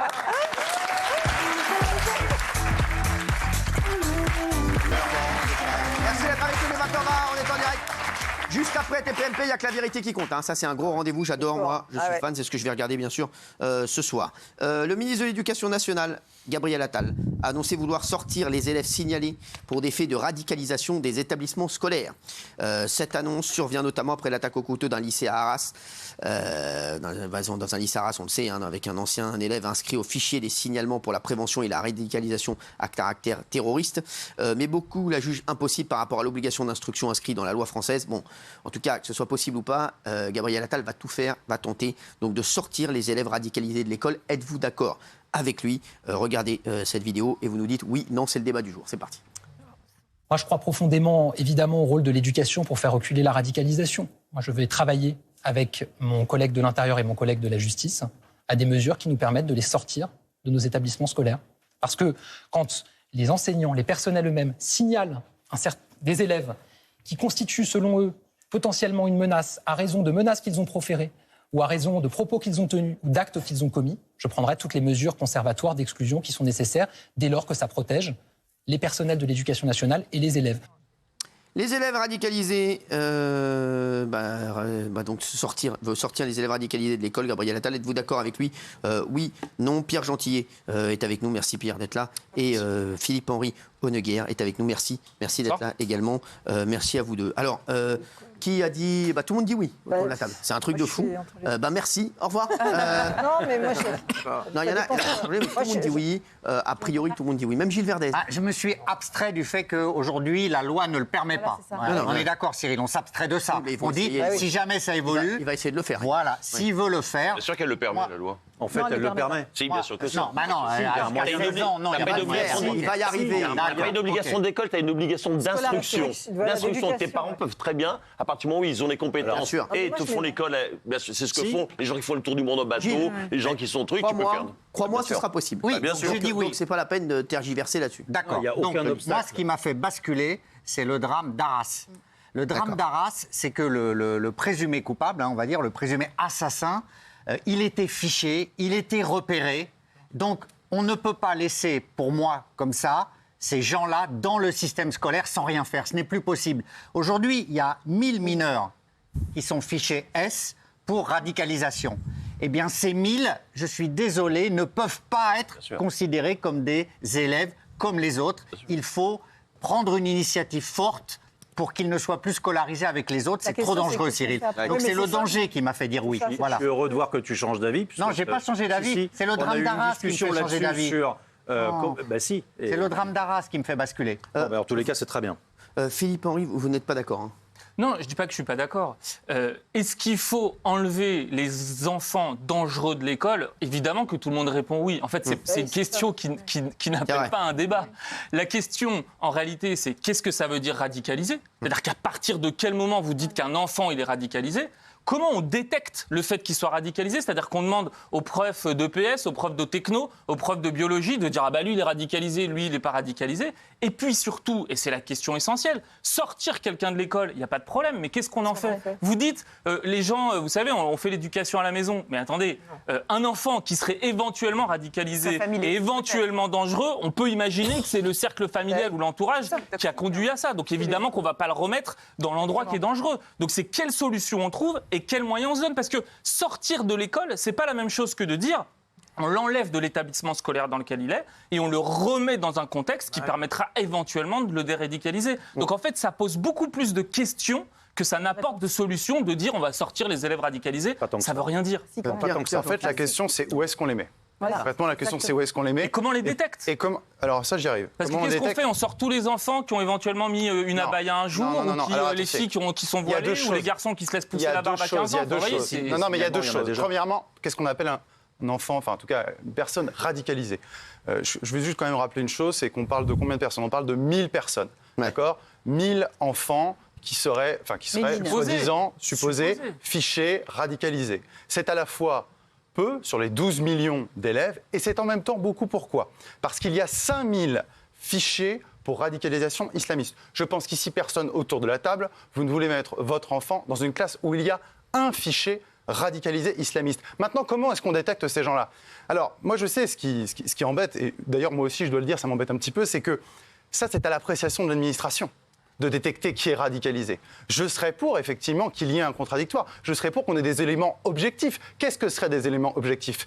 Des propos à caractère terroriste, islamiste. On en voit beaucoup fleurir en ce moment à l'occasion de ce qui se passe en Israël. On pourrait aussi repérer si ces gens sont membres, et c'est souvent le cas pour ces fichiers S, membres de boucles Telegram, de boucles de réseaux sociaux à caractère terroriste islamiste. Donc il y a des éléments qui sont utilisés aujourd'hui par les services de renseignement. Donc c'est possible, mais pour autant, attention, là c'est un sujet juridique, je le dis quand même, mais avons-nous les moyens de le faire ? Juridiquement, vous avez l'air tous ici d'être tous d'accord pour penser que c'est possible, mais en réalité, c'est plus compliqué que ça. Il y a des traités internationaux, il y a des droits. Moi, je vous le dis, je suis d'accord ici avec vous, je suis pour sortir ces enfants de l'école. Il y a un moyen très simple. Mais attendez, la question c'est, est-ce qu'aujourd'hui, légalement, nous le pouvons ? Moi, je ne le pense pas. Ouais. Je ne le pense pas, je pense que c'est souhaitable, mais je pense que ici, Gabriel Attal, en réalité, il est dans un élément de communication, parce que derrière, les tribunaux annuleront ces expulsions. Parce que où est-ce qu'on va mettre ces gens ? Juste, Jacques. Il y a déjà, on en a déjà parlé, il y a déjà des structures de déradicalisation pour les enfants ou les familles de ceux qui se sont engagés au sein de Daesh et qui sont revenus en France. Donc l'exemple, il existe déjà. Il n'y a jamais eu d'image sur ces jeunes, mais c'est un sujet qui a déjà été traité. On sait qu'il y a quelques dizaines, tout au plus quelques centaines d'enfants qui sont revenus, qui ont passé des années et des années, qui sont partis parfois, ils avaient 6 ans, 7 ans, certains sont nés là-bas. Là, on parle de 1000 personnes parties sur tout le territoire. Je prends l'exemple, puisque vous semblez dire qu'il y a un vrai obstacle juridique, et c'est vrai, tout ce qu'on a lu le montre, en tous les cas jusqu'à 16 ans, puisqu'il y a l'obligation d'enseigner, et qu'il y a des conventions pour ça, on est tous d'accord là-dessus. Mais donc, pourquoi ne pas imaginer des structures spécialisées où il y a un enseignement possible, et donc ça répond à cette obligation d'enseignement, mais où il y a également la question de la déradicalisation de ces enfants. Je suis pour, mais je vous dis et je maintiens que sur un plan juridique, en l'état de notre droit, moi je suis pour qu'on le change, mais je suis prêt à parier, je parie ici, que dès l'instant qu'il y aura des enfants qui seront, et surtout moins de 16 ans, qui seront sortis des établissements scolaires, il y aura des recours, et certains recours aboutiront. Donc maintenant, il faut qu'on se donne les moyens. Moi, je suis pour qu'on aille jusque-là. Je pense que nous n'y arriverons pas. Une image qui a fait énormément parler. C'est ces 2 élèves de CE2 qui ont été stoppés ce lundi dans une école de Nice alors qu'ils organisaient une prière musulmane. Regardez, est-ce que vous êtes choqués ou pas par ça, ou est-ce que vous trouvez que c'est démesuré, la réaction qu'il y a eu ? Choqué ou pas choqué, dites-nous. Dans l'enceinte d'une école niçoise, 2 élèves de CE2 ont organisé une prière musulmane. Le maire de Nice, Christian Estrosi, et la rectrice de l'académie, Natacha Chicot, ont dénoncé des atteintes au principe de laïcité. Christian Estrosi a demandé à la directrice de l'école de convoquer les parents des élèves concernés. En juin dernier, Christian Estrosi avait déjà alerté la première ministre à la suite de faits similaires qui s'étaient produits dans 3 écoles niçoises. Non. Alors, est-ce que vous êtes choqué par cette prière ou pas du tout ? Vous trouvez que c'est démesuré, tout ce qui s'est passé ? Vous êtes choqué, Gilles ? Oui, c'est choquant, des élèves comme ça, si jeunes, qui prient, qui incitent à prier sur leur manteau. Moi, ça m'a choqué. Je suis pour la liberté de culte, mais là, à cet âge-là, ça signifie quelque chose qui, pour la société française, est inquiétant. Il ne faut pas se le cacher. Très bonne réaction des autorités municipales, M. Estrosi, et du rectorat. Ils ont déjà reçu les parents, séparément, des 2 familles. Et puis, les élèves ont été avertis. Donc, moi, je trouve que c'est bien. Voilà. Mais ça fait peur. Excusez-moi, mais on oublie une chose.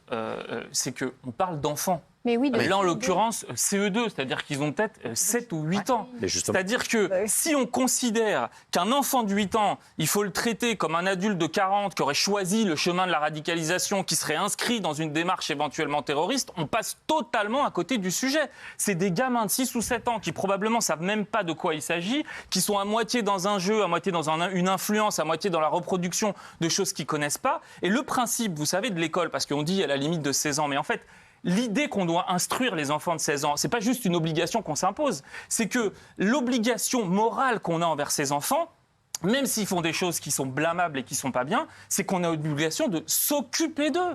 Il faut les reprendre, il faut les aider. Ces gamins de 8 ans, il ne faut pas les traiter comme des terroristes. Il faut les traiter comme des enfants à qui on doit expliquer les choses. Moune, vous n'êtes pas choqué ? Non, moi ça me choque pas. Déjà, ils ont fait une prière, ils n'ont pas appelé à un attentat. Ils sont en CE2, ça veut dire que c'est ce que je reprends. C'est des règles de laïcité quand même. En fait, oui, mais d'accord, mais On parle d'enfants en Attendez, CE2. 8 ans. Ça veut dire que c'est que du mimétisme à cet âge-là. Ils reproduisent ce Alors, qu'ils justement, ont vu. Les deux femmes qui reproduisent. C'est l'occasion Ils reproduisent ce qu'ils voient, ce qu'ils font. Les deux familles Et les se sont familles dites sont très choquées. surprises Mais des là, agissements de leurs choquées. enfants. Ce ne sont pas des choses que nous faisons à la maison. Voilà. C'est ce qu'on dit les deux familles. Vous avez bah toujours voilà. des enfants qui vont voler des bonbons, qui vont faire ci, qui vont faire ça. Donc en fait, on sait très bien que les enfants, oui. parfois, ils ont des comportements qui n'ont aucun lien avec la manière dont ils sont éduqués, qui sont parfois dans de la reproduction, un peu de provocation. ce que et un vous peu avez dit, idiote. monsieur, Donc il faut c'était- traiter les choses de telle manière qu'on fasse le dénonce, je filtre. dénonce, je Et on ne va dénonce. pas mettre dans des camps de déradicalisation Mais non, tous les non, enfants mais qui ont non, un mais jour David, dit voilà. un Mais on truc parle qui pas nous de la fait- même chose. Pardon, mais Totalement. qu'est-ce qu'il y a de grave dans une prière? Est-ce qu'un enfant qui prie est un enfant radicalisé pour autant? mais je suis d'accord, c'est deux choses différentes. Moi, quand j'étais petit, j'étais dans une école publique, j'avais des cours de catéchisme. Ça choquait qui? Bah, évidemment. Mais Donc moi, je suis le d'accord malaise, avec faut vous. dire la vérité, il n'est pas autour de la religion, il est la autour de la récréation, religion c'est pas la récréation. musulmane et on est en train de faire des amalgames entre prière et enfant radicalisé. C'est extrêmement grave ce qui se passe. c'est Attendez, ça. depuis quand une prière est un acte Alors illégal déjà, et grave? tu es malhonnête intellectuellement parce qu'on n'a jamais dit qu'ils étaient radicalisés. Bah, de c'est monsieur, le lien on qu'on n'a est en train de jamais faire. dit qu'il fallait les exclure. Bah, non, mais On là, dit c'est le juste- sujet. Non, mais on est passé mais d'un là, on autre passe sujet. à un d'un autre autre Le sujet. sujet, c'est qu'est-ce qu'on Non, fait des non, non, des- non, des- non, des- c'est Cyril nous a enfants. demandé si on était choqués ou pas choqués. Moi, j'estime que dans l'école de la République, dans l'école de la République, on n'a pas à comment dire, pratiquer sa religion, quelle que soit sa religion. cours On de n'a pas à catéchisme, prier. Mais c'est dans des cours. Mais les cours, c'est des cours à part. Mais ça n'a rien C'est à des cours, voir. tu pries pas. Tu pries pas, tu pries pas comme ça. La Bible, c'est de la religion. C'est école Mais privée. c'est- J'ai pas lu la Bible à l'école publique. publique. J'ai pas Bah, lu moi, la j'ai Bible à jamais l'école. vu dans une école Bah, moi, publique. Non, mais dans On tous les cas, a même fait si des ce sont deux choses J'ai pas lu différentes, la ça Bible. charrie le même Pierre, sujet. Pierre. Même si ce sont deux choses différentes, je suis tout à fait d'accord. Ça ne veut pas pour autant dire que ces enfants sont fichés, radicalisés. bien sûr. Mais cela charrie le même sujet, si je puis dire, c'est la montée du fondamentalisme, c'est la montée du communautarisme islamiste. Donc, parler des radicalisés à l'école, des fichés, c'est très bien, mais en réalité, ça pose une question politique en amont, qui est la question de la montée de l'islamisme et aussi de la question migratoire. Parce que ces sujets-là, ils ne se posent pas dans les monts du Cantal, si vous voulez, ces questions de radicalisation. Ils se posent essentiellement en banlieue, dans un endroit où on a mal assimilé, on a mal intégré. Et je comprends que vous soyez mal à l'aise. Ben oui, parce que ça se passe où? Où est-ce que ça se passe? Où est-ce que Quel est ça le se rapport de la passe? question? Mais justement, c'est l'origine du problème. Jusque-là, vous étiez cohérent, Mais non, mesuré c'est plus vous que qui n'allez pas au d'habitude. bout du Et là, sujet. vous vrillez complètement. Mais non. Bientôt, vous allez nous dire que c'est à cause des musulmans. Non, c'est l'origine. Oui, c'est à cause des chrétiens aussi, sans doute. Ah, donc vous dites Voilà. ça. Non, non, mais Voilà. excusez-moi. Là, vous excusez-moi. vrillez. Non, mais On retombe sur dans le débat. communautarisme islamique, il y a un petit lien. Je ne suis pas en train de vous dire que tous Un les musulmans petit sont des lien entre terroristes. quoi et quoi? Je ne suis pas en train de dire que tous les musulmans sont des terroristes. Je suis en train de vous dire que si nous n'ouvrons pas les yeux sur l'origine du problème, qui est, que vous le vouliez ou non, et vous avez plaidé pour le vivre ensemble pendant des années, je vous ai suivi aussi à la télévision, si nous ne revoyons pas notre politique migratoire, nous allons constater la montée de ce phénomène année après Mais vous savez année. d'où elles viennent, ces deux familles? Vous ne savez d'où elles viennent? Elles Mais habitent sans doute, Nice, elles viennent quelles sont d'où? leurs origines? Non, mais vous ne bien le sûr, savez mais même pas. arrêtez. Moi, je ne le sais pas, ça n'a pas été dit. Mais quoi, arrêtez? Mais vous ne le savez C'est pas. d'une mauvaise Et moi- foi impossible de dire ça. Mais alors, elles viennent d'où? Non, Vous mais ne savez vraiment. pas, Mais ils viennent moi de non dire plus, qu'ils donc le je font pas m'avance chez eux. pas. Même les parents ont dit qu'ils ne Enfin. savaient pas pourquoi les enfants faisaient ça. donc. Regardez D'où la vient phrase le- derrière attendez, je Cyril, pose les une deux question. familles sont surprises. D'où vient le communautarisme islamiste? Est-ce que c'est une question qui se posait en France il y a 80 ans? Est-ce que c'est une question qui s'est posée en France les siècles passés? Non, c'est un phénomène nouveau. Et ce phénomène nouveau est lié à la politique migratoire. Voilà, que vous le vouliez ou non, c'est le sujet de base, c'est le sujet d'origine. Si nous n'avions pas la politique migratoire telle qu'elle est, regardez les pays de l'Est, ils n'ont pas du tout ce genre de problème. Est-ce qu'on a un problème de communautarisme islamiste en Pologne? Non, on n'a pas ça. On n'a pas ça en Hongrie non plus, parce que la politique migratoire n'est pas la même. Hongrie est un exemple Donc de il y a pays. des liens, fait chier en monsieur, Pologne, en de Hongrie. cause à effet. C'est tout. Et il y a un autre problème, parce que vous voyez, vous ramenez ça très strictement à la question de l'islamisme et éventuellement de l'islam, c'est qu'en utilisant un terme tel que radicalisé, en réalité, on ouvre une porte qui est celle qu'on a déjà ouverte avec la question du séparatisme, qui est de dire que dans les fichiers S, il n'y a pas que les fichiers S pour radicalisation islamique, il y a aussi les gens pour radicalisation écologique ou pour d'autres sujets. Et donc, en fait, on ouvre une porte qui est de dire demain, si vous avez un gamin de 15 ans qui est passionné de la question écologique et qui organise devant son lycée une petite manifestation avec ses copains, ben on fait quoi? On les sort, on les met dans des centres de déradicalisation de l'écologie. Donc, en fait, c'est aussi que on ouvre une boîte de Pandore qui est très très risquée parce qu'au lieu de se dire c'est des gamins et donc on les prend tels qu'ils sont et on essaye de les ramener dans le droit chemin, mais au sein même du cercle scolaire habituel, on est en train de dire on va créer des sortes d'enclaves dans lesquelles on va mettre des gens qu'on estime dangereux, puis une fois qu'on les sort, bah, ils reviennent plus jamais. Je suis d'accord avec vous Enfin, sur là, l'arbitraire prenez- du pouvoir exécutif. C'est un peu facile de prendre l'exemple des radicalisés écolo, parce que vous savez très bien... C'est exactement ce qui se passe avec la question des fichiers. D'abord, on parle de deux choses qui sont très différentes. On a commencé par évoquer les 1000 recensés fichiers S, les fichiers S mineurs. Ça inclut pour cela, aussi c'est les de cela dont parle Gabriel Attal. Ensuite, on était sur la question des prières dans des écoles publiques et dans des écoles laïques. Là, il y a un certain nombre de signalements depuis un certain nombre d'années. Il y a des rapports qui existent. La réalité, c'est que c'est un phénomène qui s'accroît de plus en plus. La question, c'est pas la pratique d'une religion. La question, c'est le danger. On est bien pour d'accord. l'école. C'est pour ça que je dis c'est pour ça que je dis qu'il ne faut pas faire la confusion entre les deux. Daniel, je voudrais... voilà, moi je suis comme le 86% des gens, je vois un peu plus loin que simplement 2 enfants qui prient. Moi, ça, si on dit simplement 2 enfants qui prient, c'est formidable, c'est génial. Sauf que tous les jours, il y avait les aéroports, c'était des adultes. Ça gagne, et voilà. Et les gens sont inquiets parce que la laïcité, on est en train de la perdre. Et bafouer la laïcité. Mais la prière, on est d'accord. Excuse-moi, oui, bien sûr. S'il y avait, je serais aussi choquée. On l'a déjà dit. Je serais aussi choquée si tout d'un coup, dans une salle, 10 personnes commencent à lire la Bible. Dans la même phrase, je ne suis pas choqué par un enfant qui prie, mais ça gagne. Donc, qu'est-ce qui ça gagne, c'est cette religion qui te gêne. Non, on bafoue la laïcité. Excuse-moi, dans un aéroport, 15 personnes qui prient dans la salle d'attente alors qu'il y a à 100 mètres une salle pour ça, je pense que c'est des tests, c'est des choses. Oui, excuse-moi, si on me montrait 10 personnes, 10 enfants par exemple, dans une salle de classe lambda qui tout d'un coup se mettent à lire la Bible, ce serait aussi choquant, bien sûr, puisque la laïcité, elle est pour tout le monde. Je suis désolée, bien sûr, mais on en a moins le cas, excuse-moi. 80. Faut pas se voiler. Faut arrêter un peu de se voiler la face, quoi. Merci, en tout cas, merci d'avoir été avec nous. Merci Pierre. Merci à vous. Et merci Philippe-Henri. Merci à vous deux d'avoir été avec nous. On va se retrouver dans un instant avec le Zap du Poste et on aura un témoignage très très fort avec Michel Marie et Claire qui a été agressée, étranglée samedi dans un hall d'immeuble par un sans-abri sous OQTF. Elle va témoigner en TPMP. Vous allez voir cette histoire incroyable et Michel Marie sera avec nous. À tout de suite. Merci d'être avec nous dans un instant. Très très gros témoignage avec nous, Claire, victime agressée, étranglée samedi dans un hall d'immeuble par un sans-abri sous EQTF. Et Michel Marie nous racontera cette affaire parce que c'était pas la seule. Non. Exactement. Je sais que vous avez également les infos, vous allez voir, c'est complètement fou.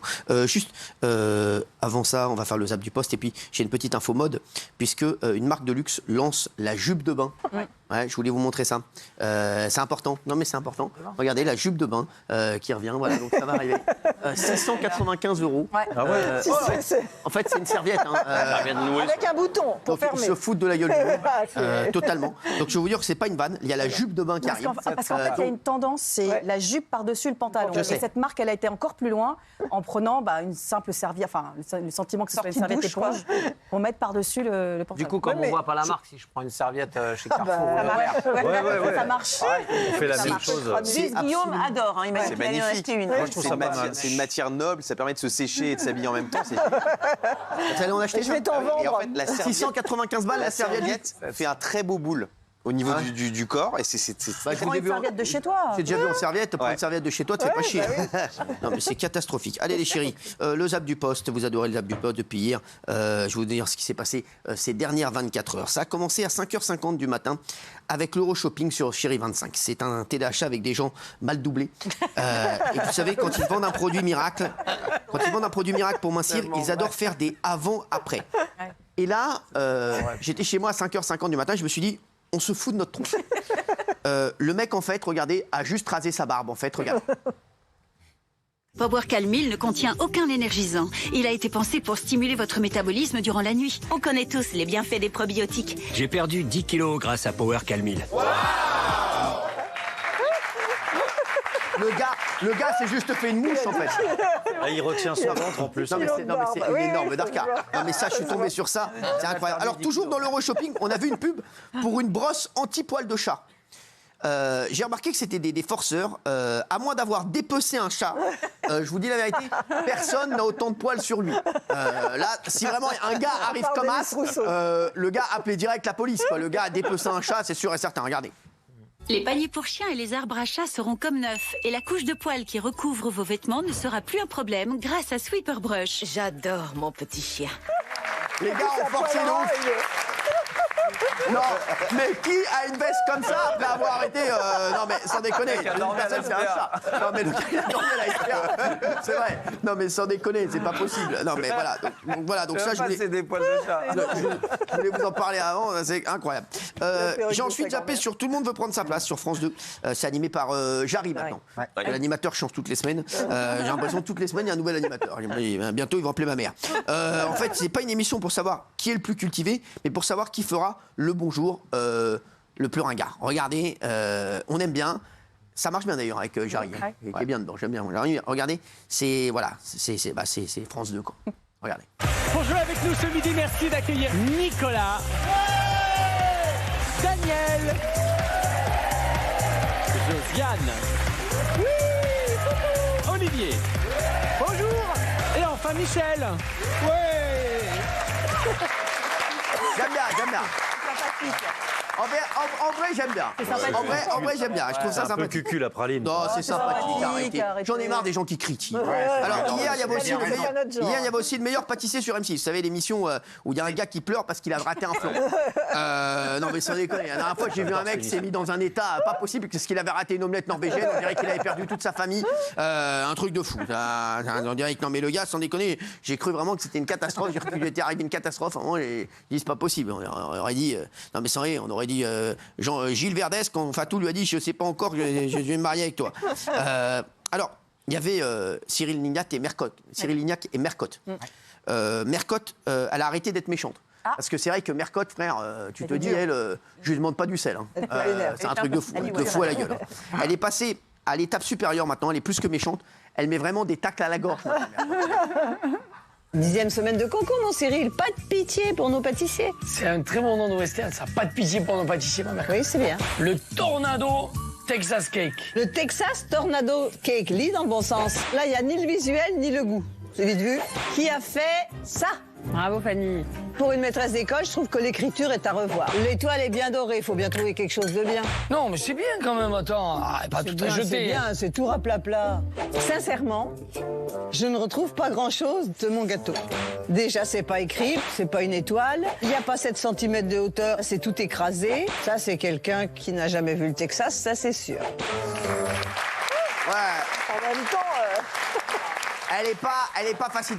Hein. Meilleur pâtissier, c'est vrai que bon, t'as pas envie de rater un flan là-bas. Non mais c'est un truc de fou. Qui regarde encore le meilleur pâtissier? Moi j'adore. Ah ouais, moi franchement, j'en ai rien à carrer.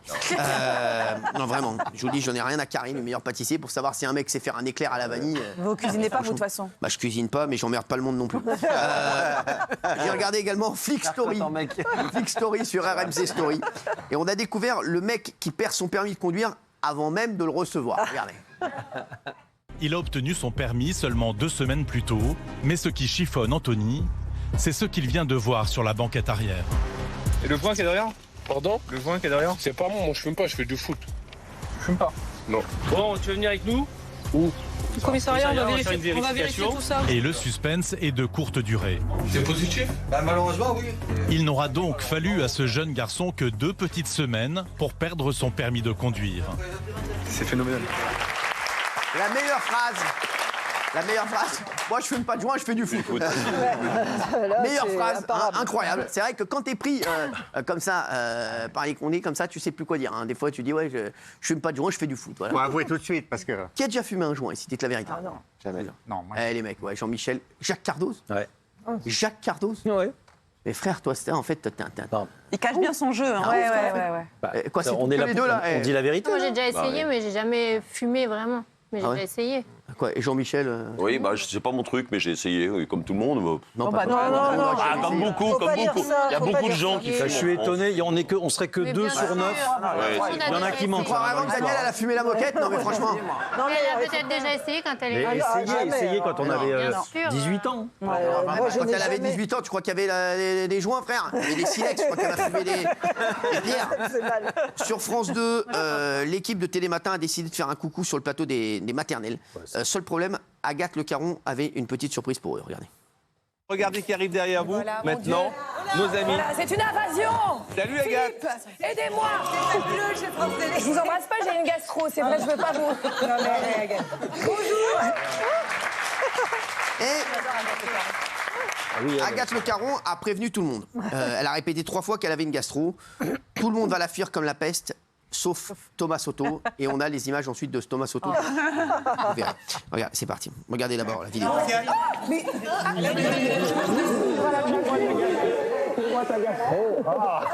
Oui, très bien, mais elle a vraiment une gastro, les amis. J'ai vraiment une gastro, oui, je suis une torture, mais pour ça j'essaye de pas trop m'approcher de vous. Et comme je suis quelqu'un de prévenant, j'ai pris des nouvelles de Thomas Soto ce matin pour savoir comment il allait. Et il m'a envoyé cette photo. Thomas, regardez. Voilà, c'est toujours cette photo, toujours incroyable, bien entendu, de Thomas Soto. Qui fait, oui. Un petit truc astuce, j'ai un pote médecin qui m'a donné un truc contre la gastro, vous savez qu'on a une coulante malheureusement, et il m'a dit ce qui était très bien, c'est la banane. Mais le problème, c'est qu'on la retire, ça recommence. Oh non.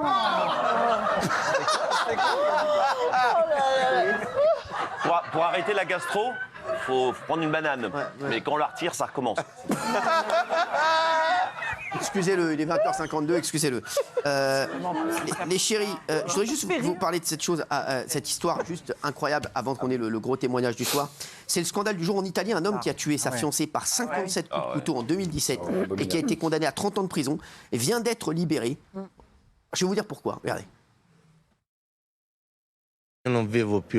Je ne vis plus depuis 6 ans et je demande pardon aux parents. Je ne me suis pas lavé pendant des années parce que je n'arrivais pas à sortir de la cellule. Et ce n'est pas juste parce que je suis obèse et fumeur que j'ai été assigné à résidence, mais parce que je risquais ma vie chaque seconde là-bas.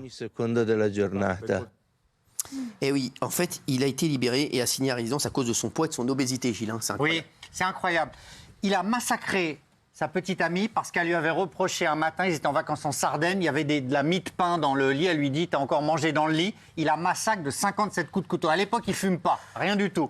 Et comme par hasard, il se met à fumer, il se met à grossir, il est ingérable, il a des troubles du comportement, il n'avait pas ça avant. Je trouve que c'est un manipulateur et je suis sidéré par cette décision de la justice italienne. Il est passé de 120 à 200 kilos en prison et maintenant il fume 5 paquets de cigarettes par jour. 100 cigarettes par jour. 5 paquets. Et ce qu'on voyait, c'était les parents de la jeune fille qui étaient en larmes de voir qu'il était libéré. Et il faut y penser à ça aussi. C'est complètement incroyable, cette histoire. Il a fait 6 ans seulement. Oui, 6 ans sur 30. On va passer maintenant aux invités du soir. On va recevoir dans un instant Claire. C'est une jeune femme de 27 ans qui a subi l'horreur il y a quelques jours seulement en plein Paris. Elle va vous raconter cette histoire. Claire sera avec nous et Michel Marie sera là également, puisque il y a eu 2 drames. Hein. Gilles, on va en parler et vous allez voir, cette histoire est effroyable. C'est parti. Ricard. Samedi dernier, 2 jeunes femmes affirment avoir vécu l'horreur. Un homme visé par une OQTF mis en examen pour 2 viols. Après s'en être pris à une première femme, un SDF aurait violé quelques instants plus tard une autre personne âgée de 27 ans dans les parties communes d'un immeuble. Une jeune femme qui déclare avoir été étranglée et plaquée au sol lors de son agression. De nationalité centrafricaine, l'homme qui a été placé en détention provisoire était sous le coup d'une obligation de quitter le territoire français. Agressé et étranglé samedi dans un hall d'immeuble par un sans-abri sous OQTF, Claire témoigne ce soir dans TPMP.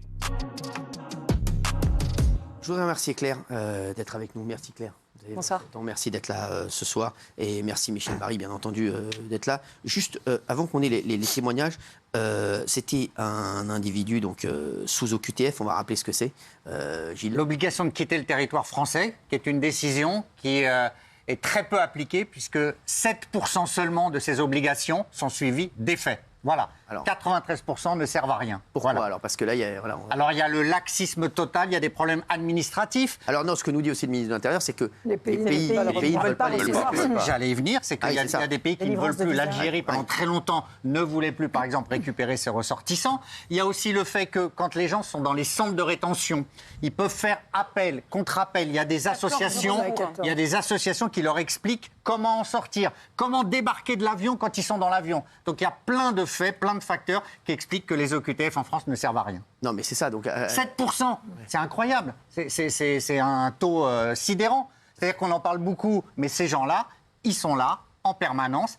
Et comme ils n'ont souvent pas de papier, eh bien, ils errent dans les rues et ils peuvent commettre des agressions, il faut le reconnaître. Oui, il faut le reconnaître. Ah oui, bien sûr. C'est pas la première fois, puisqu'on a d'autres. C'est pas la première fois, il y en a plein. Il y a plein d'exemples d'agressions comme ça. Et souvenons-nous, par exemple, d'Abia B. Vous vous souvenez d'Abia B, ce meurtre horrible? Voilà, de la petite Lola. Bien sûr. Au QTF. C'est ça. Récemment, Gare du Nord, l'homme qui blesse des passants à l'arme blanche au QTF. Donc, il y a plein de ces gens sous OQTF qui sévissent, qui continuent à sévir et à commettre des crimes monstrueux. Alors, on va voir le témoignage de Claire dans un instant. Juste, Michel Marie, parce que Claire n'a pas été la seule ce jour-là à vivre un enfer. L'individu, il était donc, comme on l'a dit, sous OQTF. Alors oui, il était sous OQTF. Les faits se sont déroulés en 3 temps, enfin en 2 temps, puis un 3e temps qui est le temps de l'interpellation. Les faits se déroulent samedi 11 novembre. Vers 16h, une jeune femme de 19 ans, qui est babysitter, qui se rendait à son travail, donc dans la famille où elle devait garder des enfants. Et elle a été suivie par un individu, elle est rentrée dans le hall de l'immeuble et l'individu lui a sauté dessus et l'a violée. Et 1h30 plus tard, on saura par la suite que c'est le même individu, s'en est pris cette fois-ci dans le 8e arrondissement à une jeune fille de 29 ans qui est assise à côté de moi et à qui il a fait subir le même sort. Il a ensuite été interpellé par la sécurité publique dans le 8e arrondissement, c'est-à-dire sur l'avenue des Champs-Élysées. Les 2 victimes ont eu le temps de voir l'agresseur, de pouvoir faire une description et à la fois vestimentaire et physique de cet individu. Ça a circulé sur les ondes de police et il y a des fonctionnaires de police qui se trouvaient sur l'avenue des Champs-Élysées qui ont repéré un type qui correspondait à ce signalement. Ils l'ont interpellé et c'était le bon individu. Il a été placé en garde à vue, déféré, mis en examen pour viol aggravé sous la menace d'une arme et il a été incarcéré. Alors, effectivement, il était sous OQTF.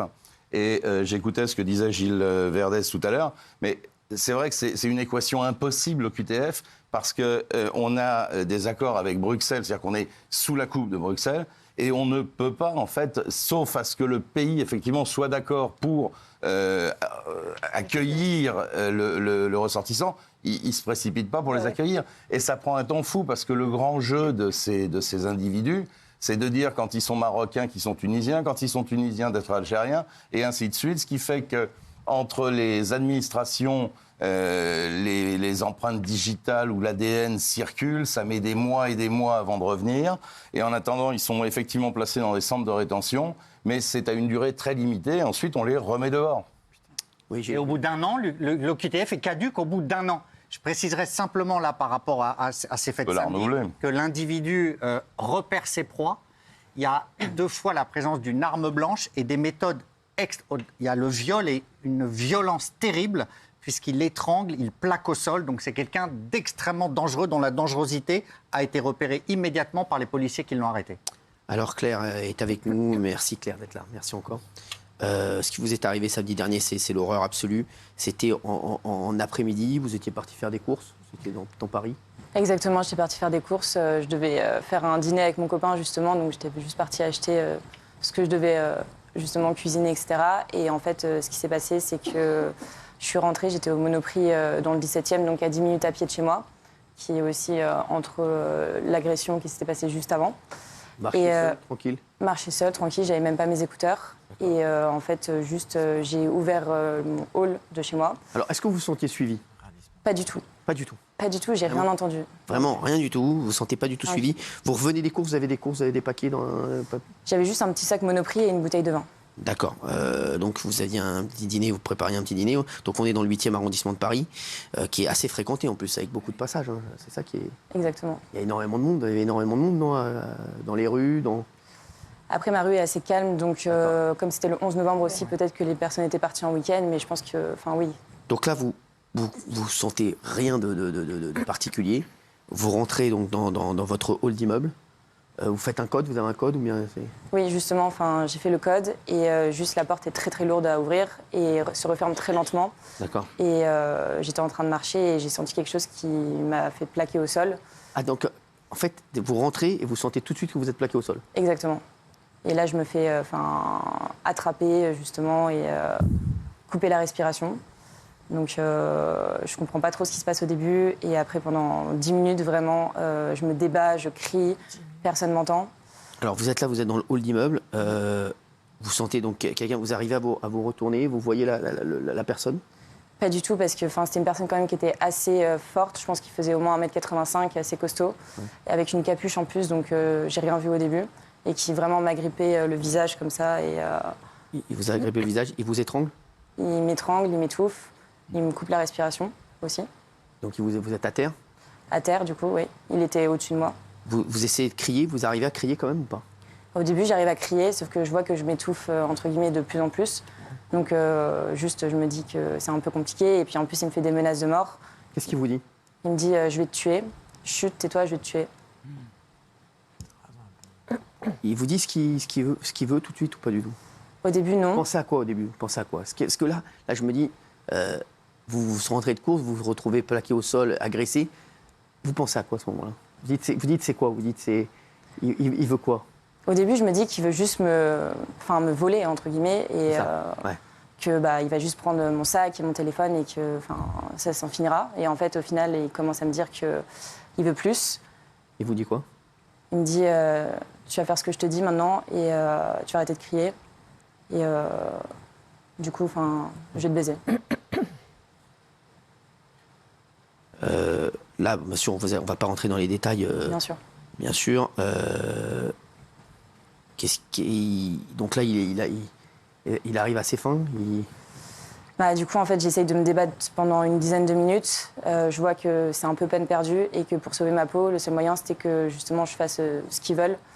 Donc, justement, pendant 20 minutes après, il y a eu viol.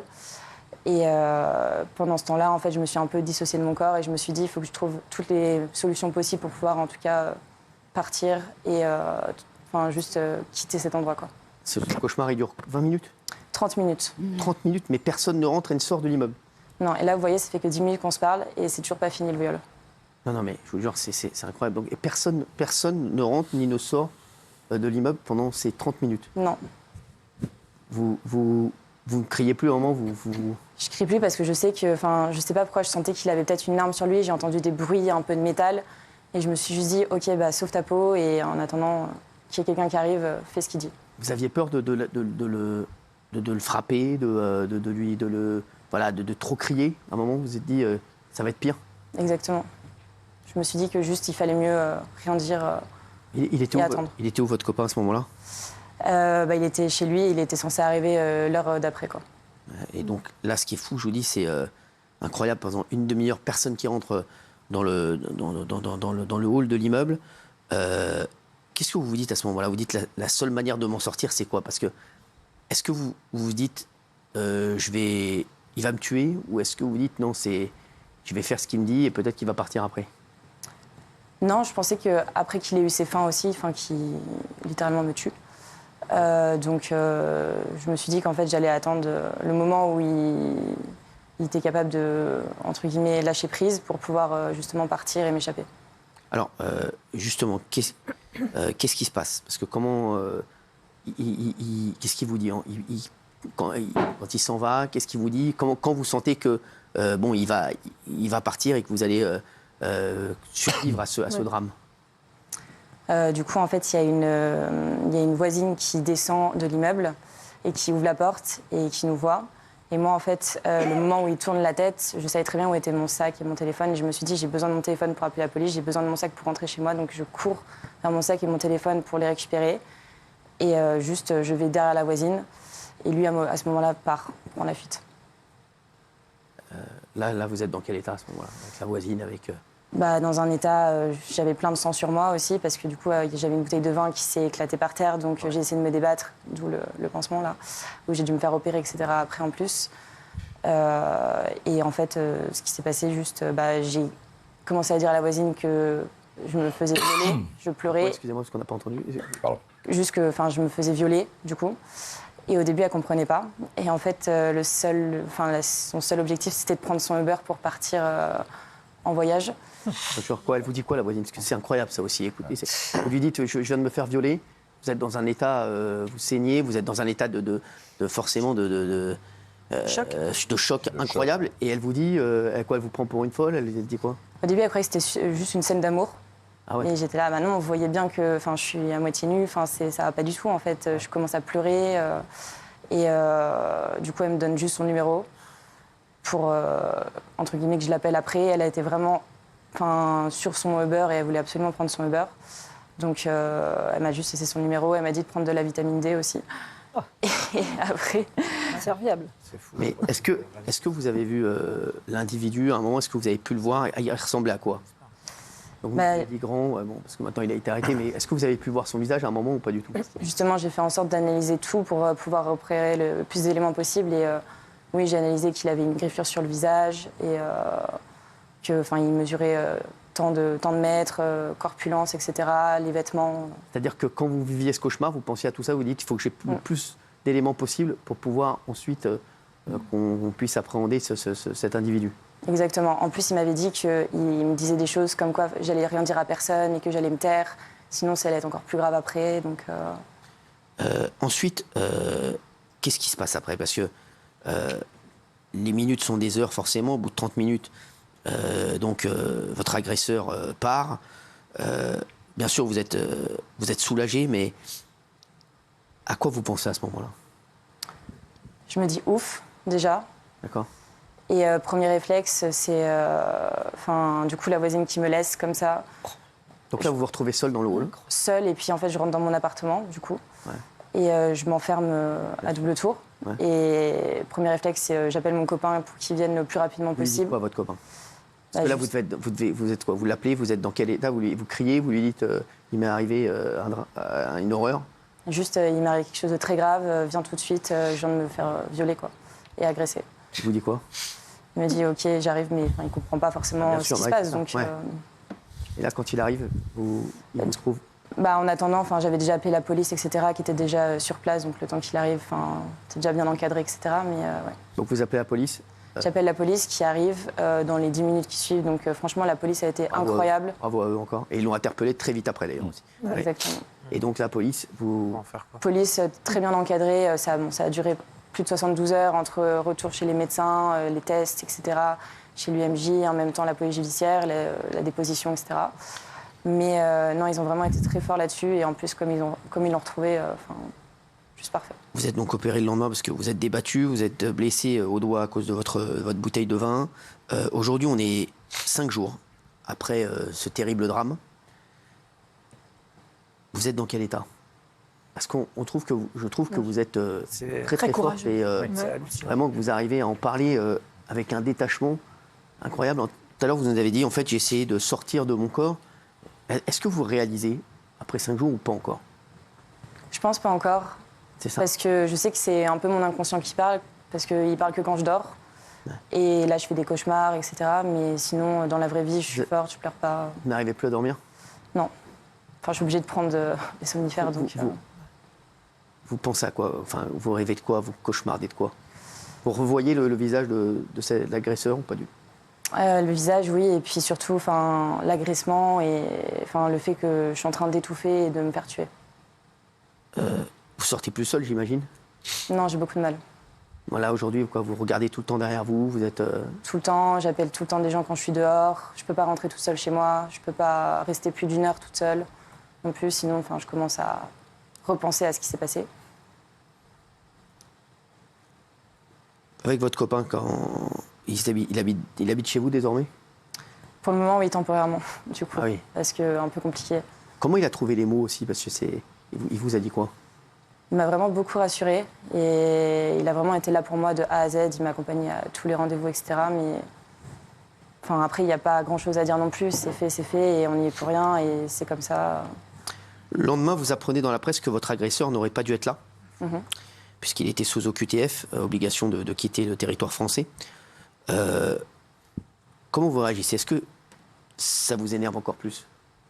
Oui, forcément, ça m'énerve. Après, je pense qu'un viol, c'est pas forcément qu'un UQTF. Ça peut être n'importe qui. Mais c'est vrai que ça rajoute une colère en plus, en sachant que il était censé quitter le territoire et aujourd'hui, il a plutôt violé le territoire, entre guillemets. Donc, c'est assez énervant. Et je me dis que je suis pas la première et qu'il faudrait avoir vraiment des mesures un peu plus radicales pour pouvoir... Et il vous parlait beaucoup Un petit peu, oui. Il m'a demandé aussi de pouvoir rentrer chez moi. Ah oui. Donc j'aurais pu me faire séquestrer aussi s'il avait regardé un petit peu dans mon sac, les clés, etc. Et il aurait tellement pu. Vous lui disiez quoi quand il vous a dit « je veux rentrer chez toi » Je lui disais « non, j'ai mes parents qui habitent chez moi, c'est pas possible. Très bien. Ouais, vous avez réussi à quand même à garder une lucidité pour pouvoir répondre des choses qui puissent peut-être vous sauver la vie. Vous avez pensé qu'à ça, à sauver votre vie à ce moment-là? Exactement. Claire, je crois que vous voulez dire aussi un mot sur les viols parce que qui sont trop souvent banalisés. Certains, vous dites, associent uniquement le viol à la pénétration.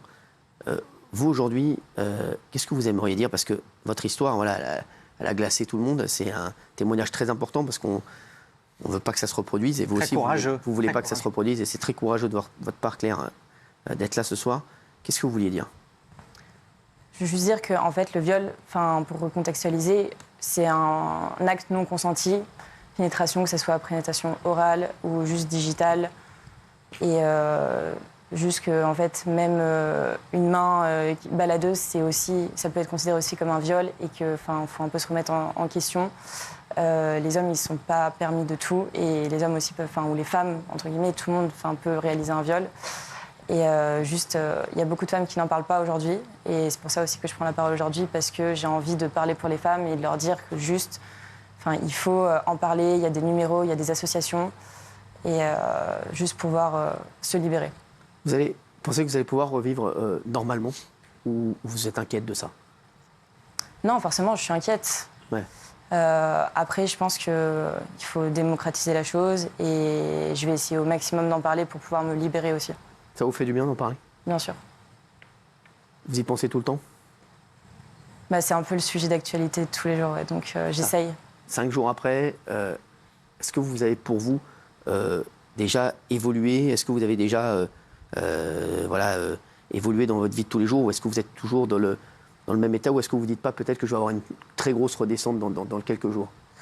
Je pense qu'en fait, le viol, c'est pendant l'acte et c'est aussi après l'acte. Ouais. Et apparemment, c'est le plus dur après, même 6 mois après, c'est encore pire. Ouais. Parce qu'on se sent de plus en plus seul. Il y a beaucoup moins de gens qui nous entourent aussi. Les gens autour oublient. Bien sûr, ouais. Et moi, j'espère que ça va aller mieux, mais c'est vrai que... Vous en voulez à qui aujourd'hui? En soi, peut-être à la justice qui n'a pas fait son travail pour ça, en tout cas. À l'État aussi, parce qu'il aurait dû être envoyé. Après, est-ce que je peux en vouloir à quelqu'un particulièrement? Oui, à l'agresseur, sûrement. Bien sûr. Quand vous avez appris qu'il avait été arrêté, vous avez été soulagée? Bien sûr, heureusement. Vraiment, ouais, vous êtes dit... fait quoi? Oui, et puis en plus, on se sent pas forcément... je me sens moins seule parce que du coup, la fille qui était avant moi aussi a vécu la même chose. Vous êtes parlé? Oui, on s'est parlé. C'est important, ça aussi. C'est très important parce qu'on se sent soudés, du coup. Donc, exactement. Merci d'avoir été avec nous, Claire. Merci pour ce témoignage très fort. Merci à tous. Merci tout de suite. Il y a que la vérité qui compte.